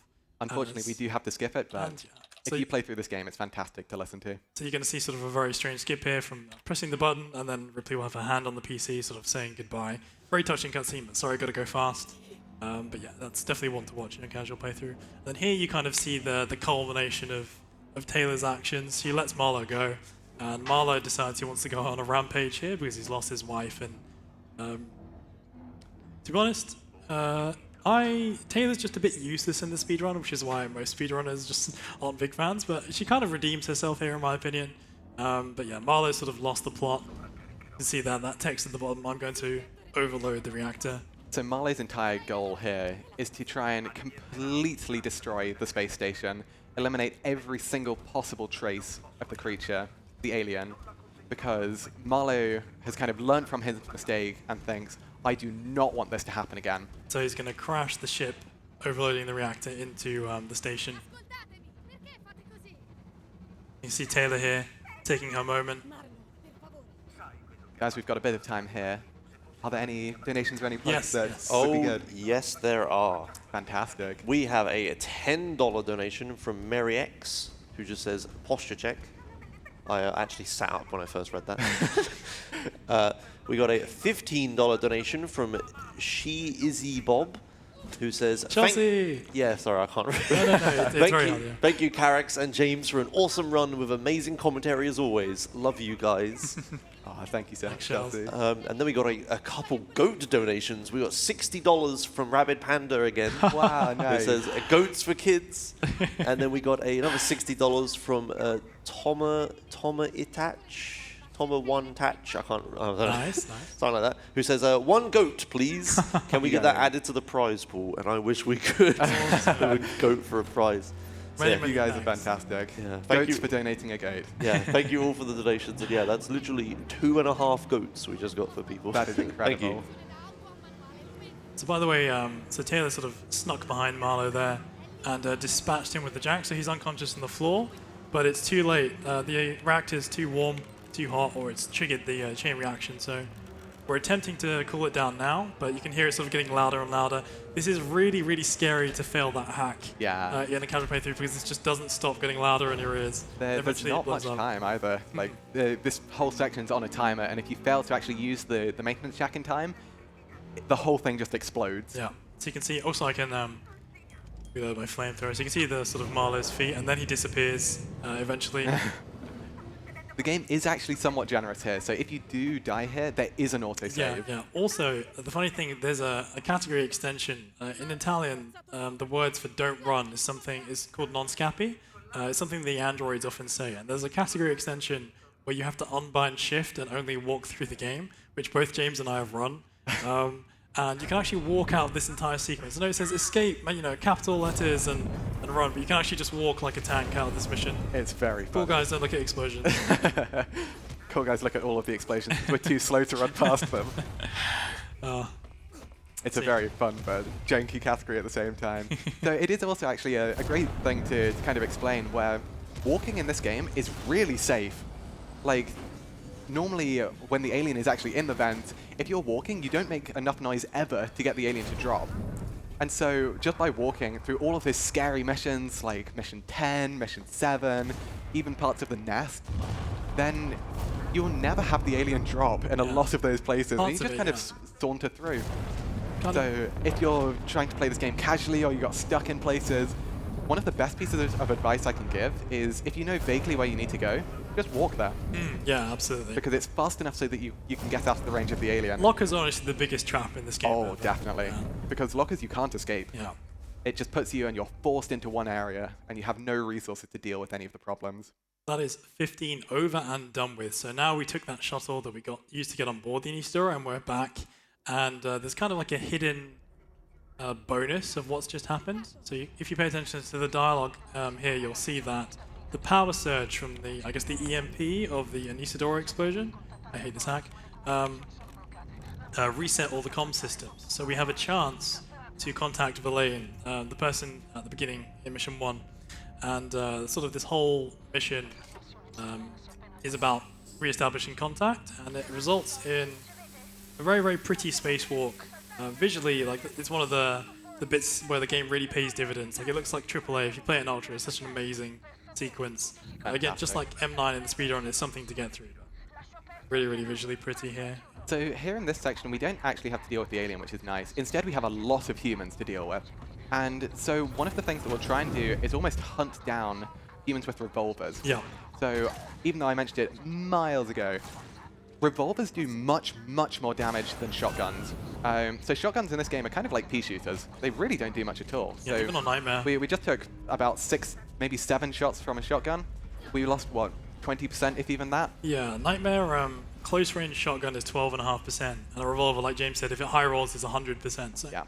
So being able to do upwards of like 8 times the damage of a shotgun is absurd. So what we do there is, like, as James said, we run, we take them out, and then I'm actually in anticipation of my exit here. I'm going to do a nifty little strat with a flashbang. Nice. A Steve is going to appear behind me, and I'm going to use the flashbang and a revolver shot to pull him, catch my noise trail, because if you run on Novice, you can actually just run out of that section. Steve will up-vent, and he'll often be in your way for the exit. But if I combine a revolver shot with the flashbang, I left that final human alive. Don't know if you saw, there was one final human right before I started running up the stairs, and I'm going to run past him, Steve's going to run past him, he's going to kill that human. Hopefully, if the strat works, leave my exit clear. Also, we get to molly some NPCs here. Maxed on Molotovs, but it's good to have one in reserve just for 17 and 18. Nice. No smoke bomb crafting here. No. Oh, we're going to use the flare. Oh, nice. Yeah. We've got 6. Yeah. Because realistically, for the rest of the game, you only really need 1 or 2 flares. And even that's for a small thing which does have alternatives. So you can do the rest of the game with no flares from this point. Here we're going to try and kill all of the humans with a single Molotov. The important thing is it hits the revolver go, excuse me. Definitely. You reckon we should showcase or try go for the first strat here or in 18? Both. Both? Okay. Yeah. All right. Have some fun with it. We'll do it. Cancel animations with a variety of things, and actually the act of throwing something before you pull a spacesuit handle theoretically sometimes lets you take that item, if you have more of it, out onto the spacewalks. So you can take like Molotovs out in space, which makes no sense whatsoever. Yeah, here we're just going to go through a minigame sequence. So you've got 3 minigames here, all of which are surprisingly slow. There's no way of speeding them up, you just have to wait for them to actually finish. Yeah, it's RNG too, the speed. These ones you really, really don't want to fail because it restarts right from the beginning, no pressure. losing you about 15 seconds. If I failed it was just for demonstration. Nice, well done. No. Now you've got 1 more of those. But there is actually a reason for this. So if you quickly look at the other screen, we can see that it's given us 1 of 2 coordinates that we need. So this has given us a number 35. And so what we're trying to do here is using this observatory tower, we're trying to locate the Torrens so we can actually communicate with Verlaine once again. We're hoping that Verlaine will actually be able to give us a way off of this burning ship that is slowly starting to disintegrate. Yeah. Because it's had a massive explosion just on its falling out of the side. sky very slowly into the gas giant. earlier. Nice. Good. There is Very a potential soft lock here. If you sort of, I'd recommend if you are thinking about the run, or if you or someone who's learning, because we have quite a few people learning Novice NMG at the moment. You get to this mission, don't raid your menu and switch your weapons, because there's like a very rare soft lock where your camera is just locked forwards here, and it's kind of like just a very unfortunate way to lose your run. It's never happened to me even once, but it's just something to avoid the risk of. By the way, if we have any more plugs or donations, feel free to read them out. Excellent. In that case, I have a pretty special one. This one's pretty good. From Imber King, we have $120. Wow. That's mad. Which is wasn't sure. They say it wasn't sure how much I wanted to donate, but now 2 goats seems like a pretty good deal. Keep up the good work. Goat Squad. That is fantastic. And they put their $120 towards the bonus game of Smarties Meltdown Showcase. A lot of people donating for that. Yes, it's gonna be good. That's fantastic. It's going to be as good. It's coming up after iToy Play, which is in 3 runs time. So we need like well, I'm setting myself up for a segue I haven't prepared for again. So I'm pretty comfortable with the 18 version of doing this, so it's flare as it leaves my hand pull. Does that look May good? have been slightly early. Okay, well, we'll get it in 18 if it didn't work. Yeah, the bonus scheme, we need just over $1,000 still for that one. So Nice one. Keep it up, guys. Yeah. Been fantastic work so far. Yeah, awesome. Oh, big time. Unfortunate. We just did it to light the way, you know, leave a beacon. But yeah, okay. So there's a weird glitch there where if you interact with the prompt just as an item is leaving your hand, it weirdly lets you take it out. Yeah, if you have more in reserve. Yeah. So I've never done it. I've never practiced it there, so. you can do it with everything except for a pipe bomb, because a pipe bomb just instantaneously kills you. Weirdly enough, a Molotov doesn't. So It takes you very low, but. yeah, if you heal up to full, you can live with about 5% health. Yeah. And it allows you to do some very funny things. So even this in like downgraded resolution, I'm not running at a particularly high res just for FPS, but you play this in ultra, it's like such a visually stunning It's fantastic. sequence. You're actually going to see this little Easter egg that you might not have spotted in your casual playthrough. You actually see the alien clambering around the outside of the station in space before the bit where he drops down to spook you at this next bit. There's a very, very fun thing you can do. If you manage to bring a Molotov onto the spacewalk, where you can throw a Molotov at that alien and hit it. It doesn't do anything, but you do get to hear the hiss. Sends a message. Yeah. But Spacewalk is much more relaxed and well-paced than Mission 9. So one major advantage of this section is there is no RNG time loss. We don't need to worry about humans, NPCs. It's much more chill. And while a potentially controversial statement within the community, I think Spacewalk is a bit better than Mission 9. Easily. I don't get the whole... We'd grievously offend some people. That's probably if we said that more often. So, but yeah, it's honestly visually really pretty. It's kind of... there's a lull in the run before the next missions, which are kind of fast-paced. Yeah, it's a very Two missions, I should say. well-placed mission, because we've just had the absolute chaos of Mission 14, going through the reactor, the nest. We've just had the whole of the Anisadora explode, and now it gives us a time to just breathe. Yeah. But that's not going to be lasting long, that's for sure, because we have Mission 17 coming up, and Mission 17 is far and away the most scary mission in the game. Yeah, remember how I said that you'd see sort of the alien progressively more and more? There are bits in 17 where you see the alien sort of 10 seconds into 10 seconds into 10 seconds later, because there are multiple ones and there are lots of scripted events. So in 17 there are quite a few scripted drops. So you'll deal with an alien, get another scripted interaction with the alien. He'll, obviously if you don't deal with him, he'll kill you. And 17 in a casual playthrough is just absolutely both terrifying and sometimes frustrating, because you have to double back on yourself in this massive open section with vents overhead, and it makes sort of running at pace even more scary almost. It also is Especially if you're on the pace. first section of the game where you don't really have any way of just keeping on moving and running away from the alien. You're very much forced to engage with the alien, and it can lead to some terrifying encounters.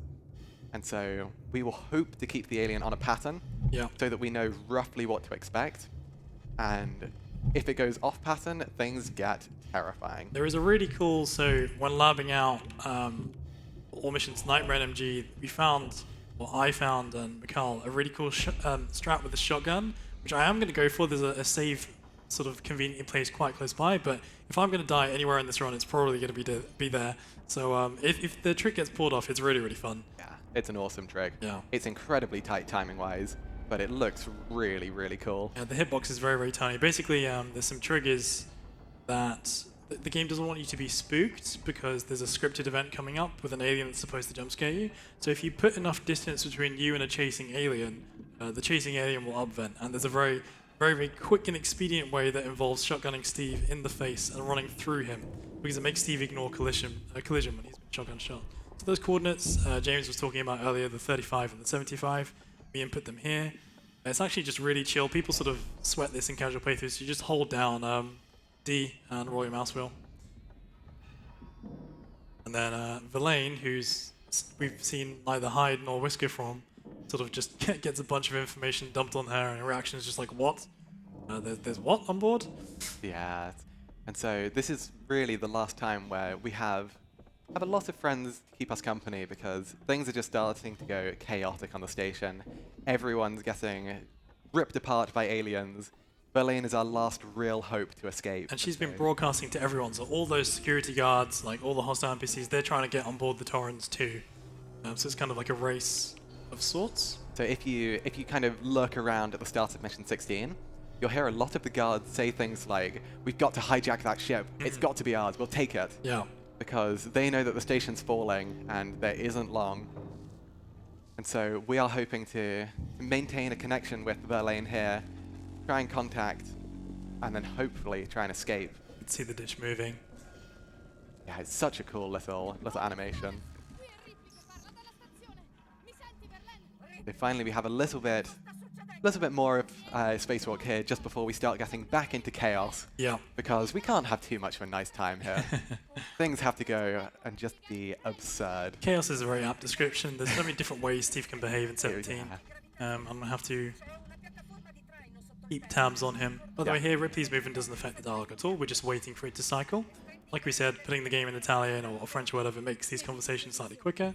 To see the objective update, that's the link to the dialogue and the conversation finishing. By the way, we have lots of chill time left, so if we have any more plugs? Yeah, we have a quick little donation we can do. We got a $10 donation from Mary X again, who says 4930 is the best key code in the game. It changed my mind. Nice. That's 1/6 of a goat right there. Thank you very much. That is. I hope it doesn't work like that. Yeah, this is our unit of measurement now. Is it? Thank you, Caraxx, for the $10. Yeah, 4930 is a notoriously difficult key code. Yeah, you're wrong, but thanks for the I hate that key code. What is your favorite key code? That's a good question. Probably 2505. 2505 is very good. Yeah, one of the few ones I can do quickly. 1702 is also another one I really enjoy. 1702. Really? Yeah. I suppose I'm forced to do it a lot. In 100%, you have to do 1702 twice back to back. And so if you're not good at it, well, you're probably not living Mission 5, because even though Mission 5 is incredibly chill in all missions, it really isn't in 100%. Yeah, and Hundo, basically, like we said, the alien's going through that scripted sequence, but they're still around picking up things when he finishes. So we have to do some very crafty things in order to try and get the alien off our tail long enough to actually pick everything up. And surprisingly, when you start taking things just a little bit slower in some of those fast missions, it gets very dicey. Saw the very tip of Steve's tail there as he went into the vent. Sorry, I should have pointed that earlier, but the eagle-eyed of you would have spotted it. He's basically clambering around above our head, and he's going to drop in this room to our left. So here you can bet your bottom dollar I'm going to be safety saving, because, like we said, there's no hand-holding in Alien Isolation as far as autosaves go. So make your own here, or do the whole thing again. Yeah, if you die here, you do lose almost 15 minutes, which is brutal. Double check that the save went through. Yeah, this is the one place you really, really want to save. But we are now approaching the last real stretch of the game, where things just start to go mad. Double check my hotkeys here. Nice. We'll heal afterwards. There's a spot in 17. We're about to run through all those humans again, but hopefully we won't see Steve on the exit if the strat works. And we should hear the flashbang go off. So what we'll be doing here is we'll be running at the glass. We're currently in a locked room which the alien cannot get to. So by making loads of noise, the alien will want to get to us, but recognizes that it cannot get to us from our current location.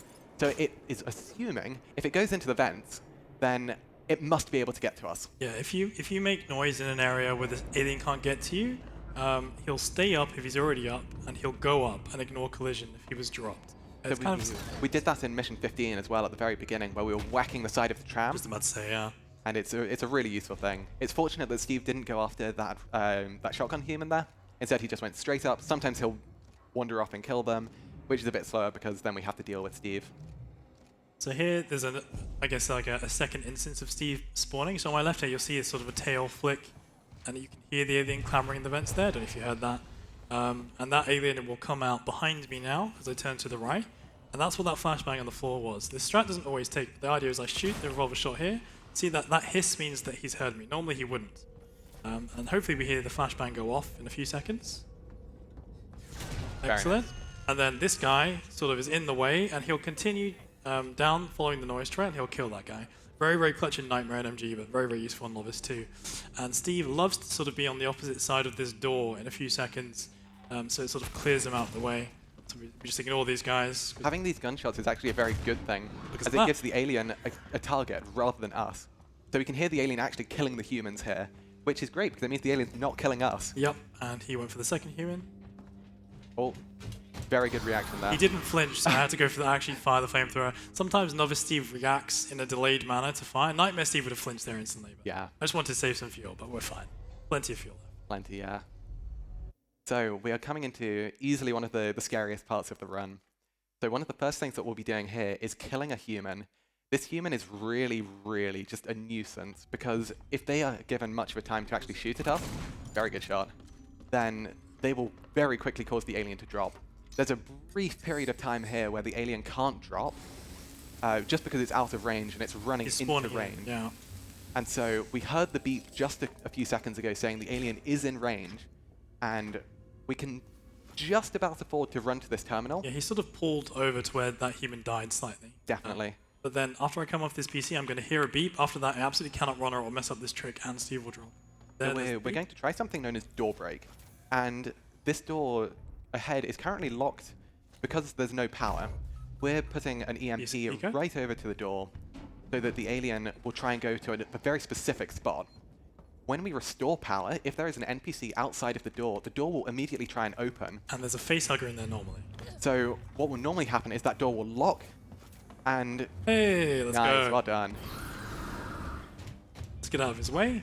If the door gets locked, you'll have to use a handle to open it, and using that handle will spawn a facehugger, which is very dangerous because it's protected by cardboard boxes and it's very close to you. In practice, if you do that literally, it's something like a 6-second time save, but then Steve can be in weird cycles if you flame him before going on that keyboard. So realistically, that saves you about 10 seconds. It's a very nice little strat. So here we've got a bit of time where we're just waiting for the tram.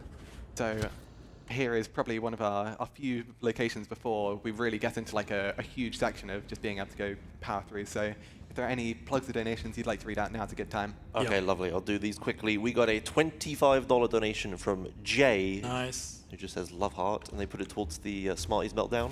And then we got another $120 donation Crazy. from California, who says, for the two wonderful goats who got up so early for such a great cause. Yeah, thank you a lot. Steve doesn't like the pretty flares I left for him, sadly. That's okay. There's another strat here, luckily, that we use, just like that banging on the glass here. This tram is like kind of a safe area, and we're going sort of in between areas of the map. So we're like technically floating out of bounds, or tricking the director AI into thinking we're out of bounds. If Steve drops on my face, I'll just either shotgun or flame him. Yeah, just another huge thank you to everyone who's been donating throughout the event and in this slot. Yeah. We really, really do appreciate it, because it is all going to a really good cause. So here we can hear the alien above us. We're waiting for the doors to open. We're hoping that the alien just stays in there. And so we're kind of... We do hear the drop. Should be good. Perfect. Good. Yeah, you always have to watch Novice Steve, because sometimes he can go in awful patterns. Also, headphone warning in a few seconds. This does get quite loud. So, some runners, they save in that first section. But here I'm going to delay my first save till here. It's good. Honestly, I would recommend, what I normally say to new runners is save at least 3 times in this mission casually. Definitely. We'll go for 2 here probably, maybe 3 if it Maybe pushes. 3, depending on patterns. Yeah. Because mission 17 is dangerous. And long. And yeah, surprisingly long. While trying to do it optimally, you can do it in fewer than 8 minutes, which is incredibly fast. But especially in a marathon setting, you're more likely going to be hitting around about 9 minutes. Yeah. Because you can't expect all the patterns to just go perfectly. So here, normally you'd hide from C, but we're actually going to run straight at him, do a triple burst here, immediately go into this PC interface. He should up vent while I'm loading into that. This is one place where Novice Steve is incredibly consistent. He doesn't want to hesitate going up into that vent. He loves getting into that vent, which is really useful And for he us. is on cycle here, so he's going to drop again if I'm slow. So the idea is enter the key code, and this Joe is running at me because we grab cancelled. So if you're too slow here, also the Joe will grab you, and that will bring Steve down even quicker. If you're here, You can good. get wombo comboed for sure by getting grabbed by the Joe and then having the alien come and then kill you because you have no protection. I think we're okay here. We're actually going to crouch up, give the alien some time to latch onto that EMP sound. Good, he's moving Looks away. like you're good, yeah. So the alien can be in this corridor, and especially if he's trapping the vent that is literally above this thing. Saw me rotate my camera It towards is the panel. awful. Yeah, you have to be very, very precise there. Even just the edge of Ripley's shoulder, she'll sort of just... It's kind of like cheating. She'll blink under the vent, even if she wasn't under it, really. And so coming up is known as the Corridor of Doom. Yes, also I'm looking on either side of the glass here. Sometimes Steve can randomly up vent, and So no Steve on either side so far, which is good. There's a vent directly above us now, that's the vent of death. which the alien loves to trap. Well, So vent of death what we number do- one. yeah. What we can do to kind of play against it is by hugging the wall as tightly as possible, it barely allows us to go past and not get killed if the alien does trap it. And after the fourth time, or on the fourth time of going down that corridor, the alien is almost scripted to actually trap that vent, so it can allow us to run past that and stay alive. Whereas if we tried to run just straight down the corridor, we would instantaneously die without question. So we're going to go for a bit of a marathon fun, here. So that save, if I die here, I only lose sort of 20 or so seconds. But essentially, Steve's going to appear on the other side of that glass. We're not even going to look at him. We're going to run straight at him, pull out the shotgun. The hitbox here is very, very tight, so this can go wrong. This is a really hard trick. Yeah, let's Nice, go. well And then done. he completely ignores this trigger, this line on the ground. So like we said, there's this jump scare coming up, and he just goes up into the vent. We're going to see another very cool thing here, where in a scripted animation, the alien doesn't actually have collision to kill you. And so I'm going to let this just explain itself, because we have literally just ran into the alien. Yep. You have to be careful when finishing that animation to only rotate your camera and not move. Yeah, because some Steve's people- tail is underneath us. You greed it, you're gone. Yep. So if you step on Steve's tail, what he can do is he can kind of just warp behind you. And regardless of if he's being flamed or not, if he hits your back in any difficulty, you are instantaneously dead. No questions asked. Run over. So here there's RNG. I'm going to put up the tracker a few seconds before this gen. Nothing on Nice, there. you're Good. The Steve- alien can yeah. drop there, and if he drops there, especially if he drops just as you're doing the last generator pull, you just instantaneously die. There's no defense, you're stuck in an animation. Here we'll... Probably safest just to save her. So we'll sort of abandon a noise trail. We'll run into a crown chop. So if the alien drops, he won't immediately follow where Ripley is. And now we have the intense music for the last section. Such a good Alien soundtrack. did drop behind, which is good.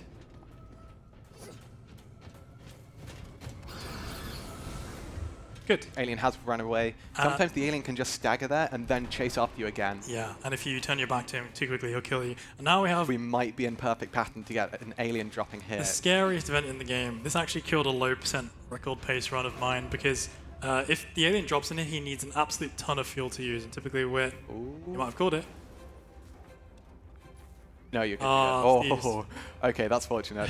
He was in prime position to drop right and like the opposite side of this exit. Yeah, we're fine for fuel. So Yeah. if he had dropped, it would have just been scary. But You have to blow a lot of fuel. in a It's run on bad. pace, especially Nightmare, when he moves a tiny bit quicker, it's absolutely terrifying. But I'm not going to complain that I didn't get it. Yeah.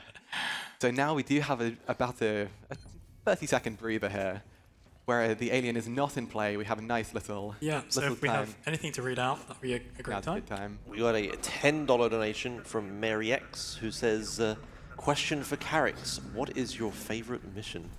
It's probably, honestly, 17 in Novice and 10 on Nightmare. Yeah.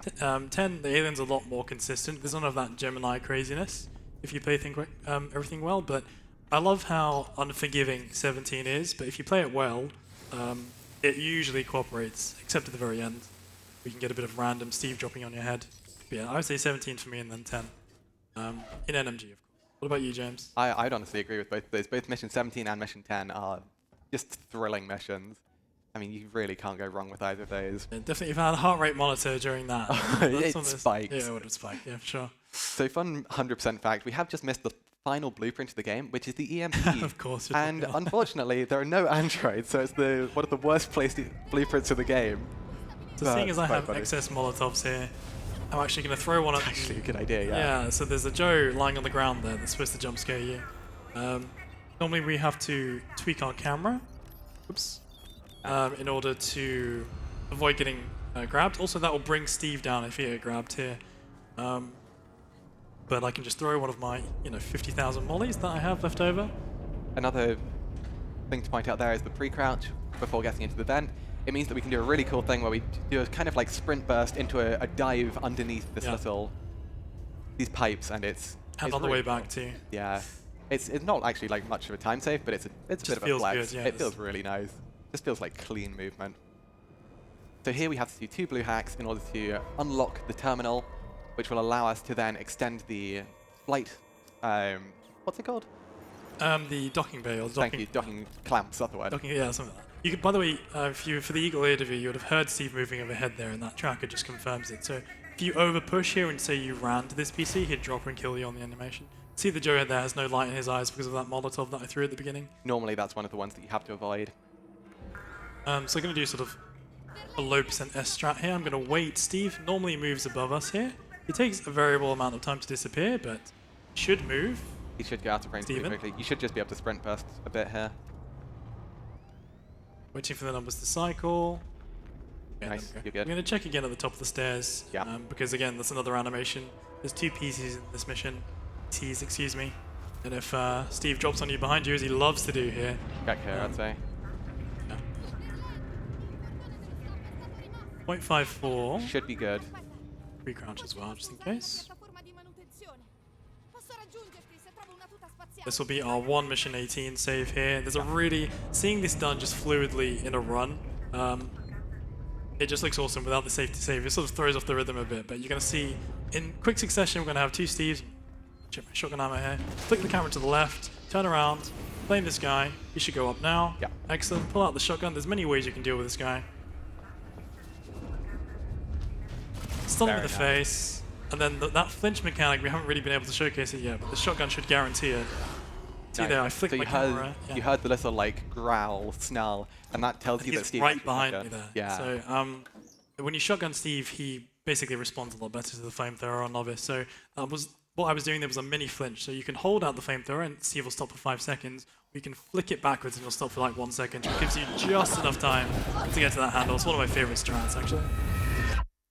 Now the question is, are you going for single huggers or double huggers? I think, seeing as we are deathless so far, I will give it 1 go. So Nice. there is, by the way, never hold W in this cutscene, otherwise you'll go into the face hugger egg that's just in front of you and die. Ripley's been knocked unconscious, by the way, and she's waking up in the sort of mini nest. I always looked for a hugger corpse here. I thought maybe she'd been sort of impregnated or something, but I think she's alright. So yeah, there's 2 variations of boost. So you can go for single hugger boost, which in itself is still a cool trick. But you can go for double hugger boost, which has a very hefty amount of RNG involved. But the idea is that you run past the first hugger. There are 2 running at you. Get into the vent, get 1 boost, kill the hugger that's coming at you from the front, and then the final hugger catches up to you just in time to boost you. Unfortunately, there's RNG with the final huggers spawn. And sometimes the second group of the 2 front huggers will just jump on my face. So we'll go for it once. Why not? Give it a good shot. This trick always eludes me in PBs. And I always seem to get it when nothing's on the line. It's But here we easily have one of the something. hardest tricks in the game.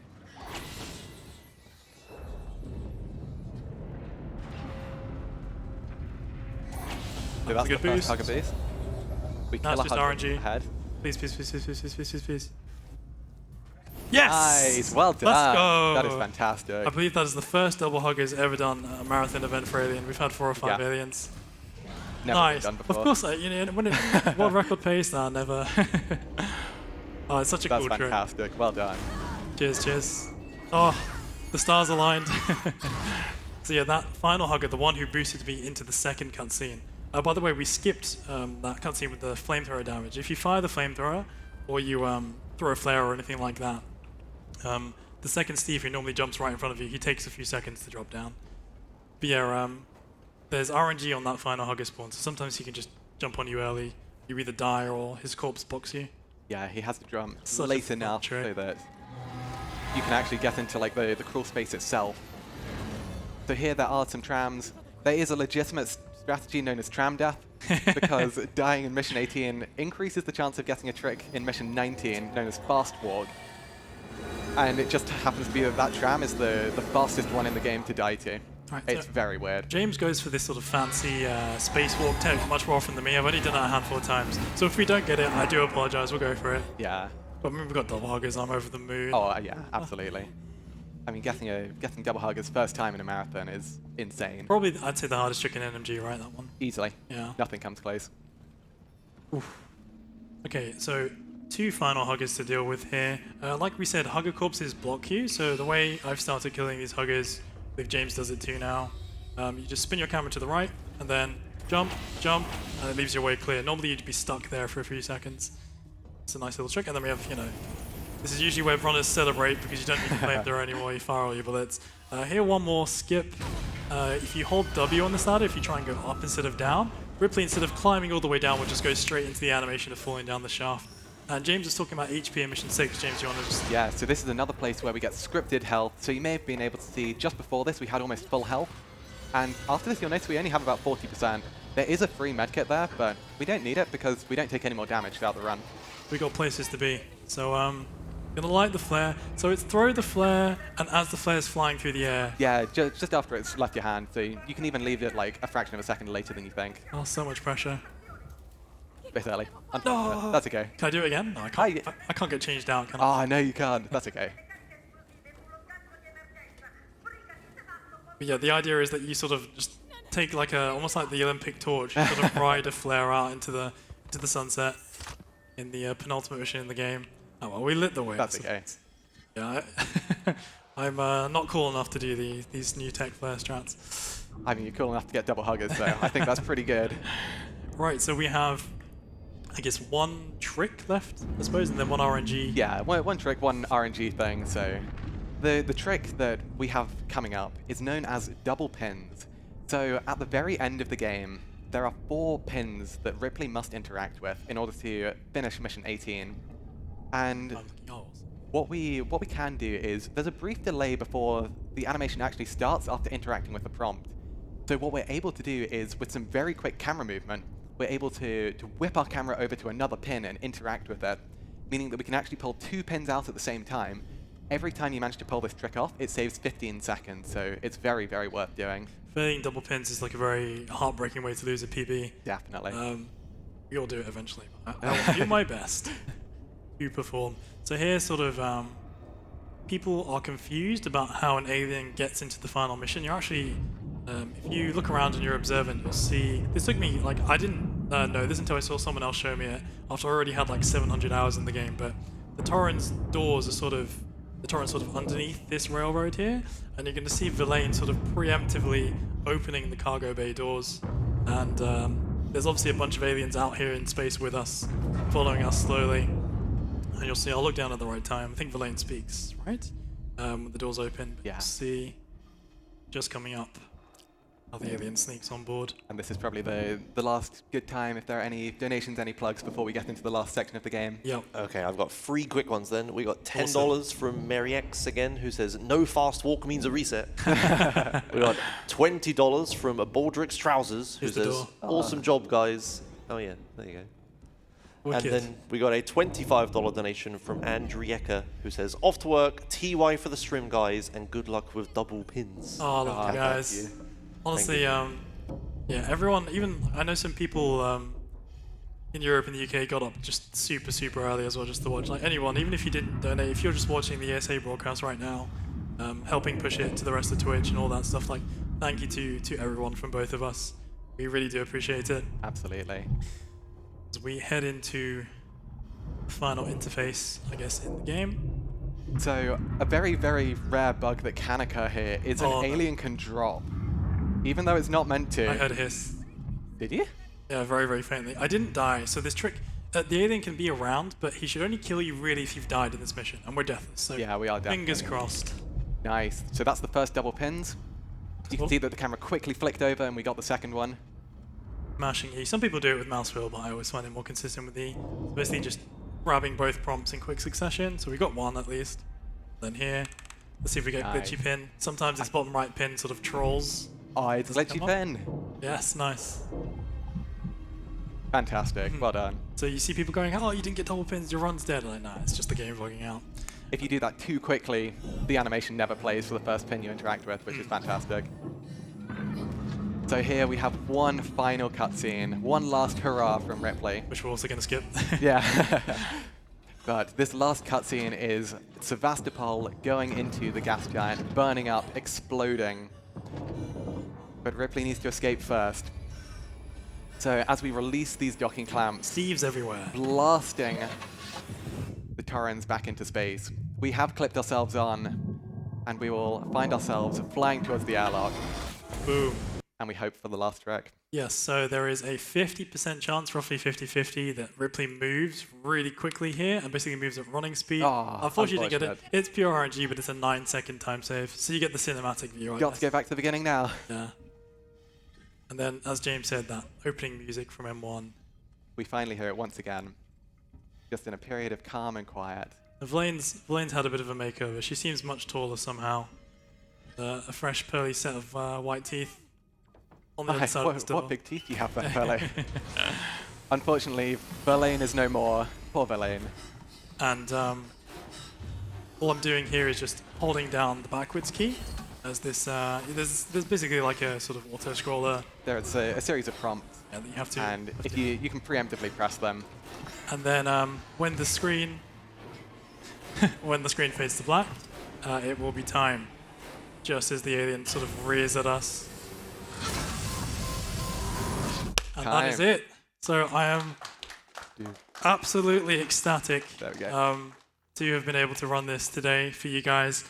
Just like I said before, if you see anything you enjoy, you're interested in learning the speedrun, or if you just you enjoy the alien universe and you want to chat about it, please do visit us over at speedrun.com/AI, and there's a link to the Discord there.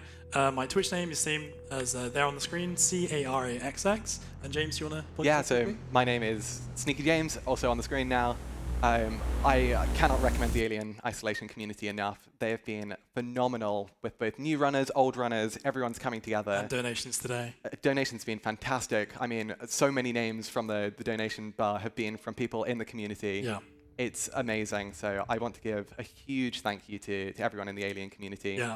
Everyone here as well, Yeah. just for People joining. getting up super early. Thank you so much for everyone being here. Yeah. And as Caraxx mentioned, if you do want to see more Alien, if you do want to try this yourself, if you've been inspired by what you've seen today, please do join the Alien Isolation Discord. It's on the speedrun.com page, which is speedrun.com/AI. Yeah. There are many new people currently learning the game, so you're in safe hands as well. Yeah, and it is good not just company. your own thing. And we're currently having a bit of a boom with the community, really. It's fantastic. So now is a fantastic time to join, Yeah, if you absolutely. so wish. And it so would yeah. be great to see some new people. Massive thanks to ESA as well for having us on. Absolutely. yeah. Thank you very much. Yeah. So, Yeah, to hand That it is over. us. Awesome. Thank you. Yes. Thank you very much for that run. I thoroughly enjoyed all 3 almost-ish hours of that. And just a little announcement. During that run, by the way, we also hit $30,000 Wow. for charity. Well done. So That thank is you so incredible. much. Yes, but coming up next, we have Kirby and the Forgotten Land by Samurai Man. Don't go anywhere.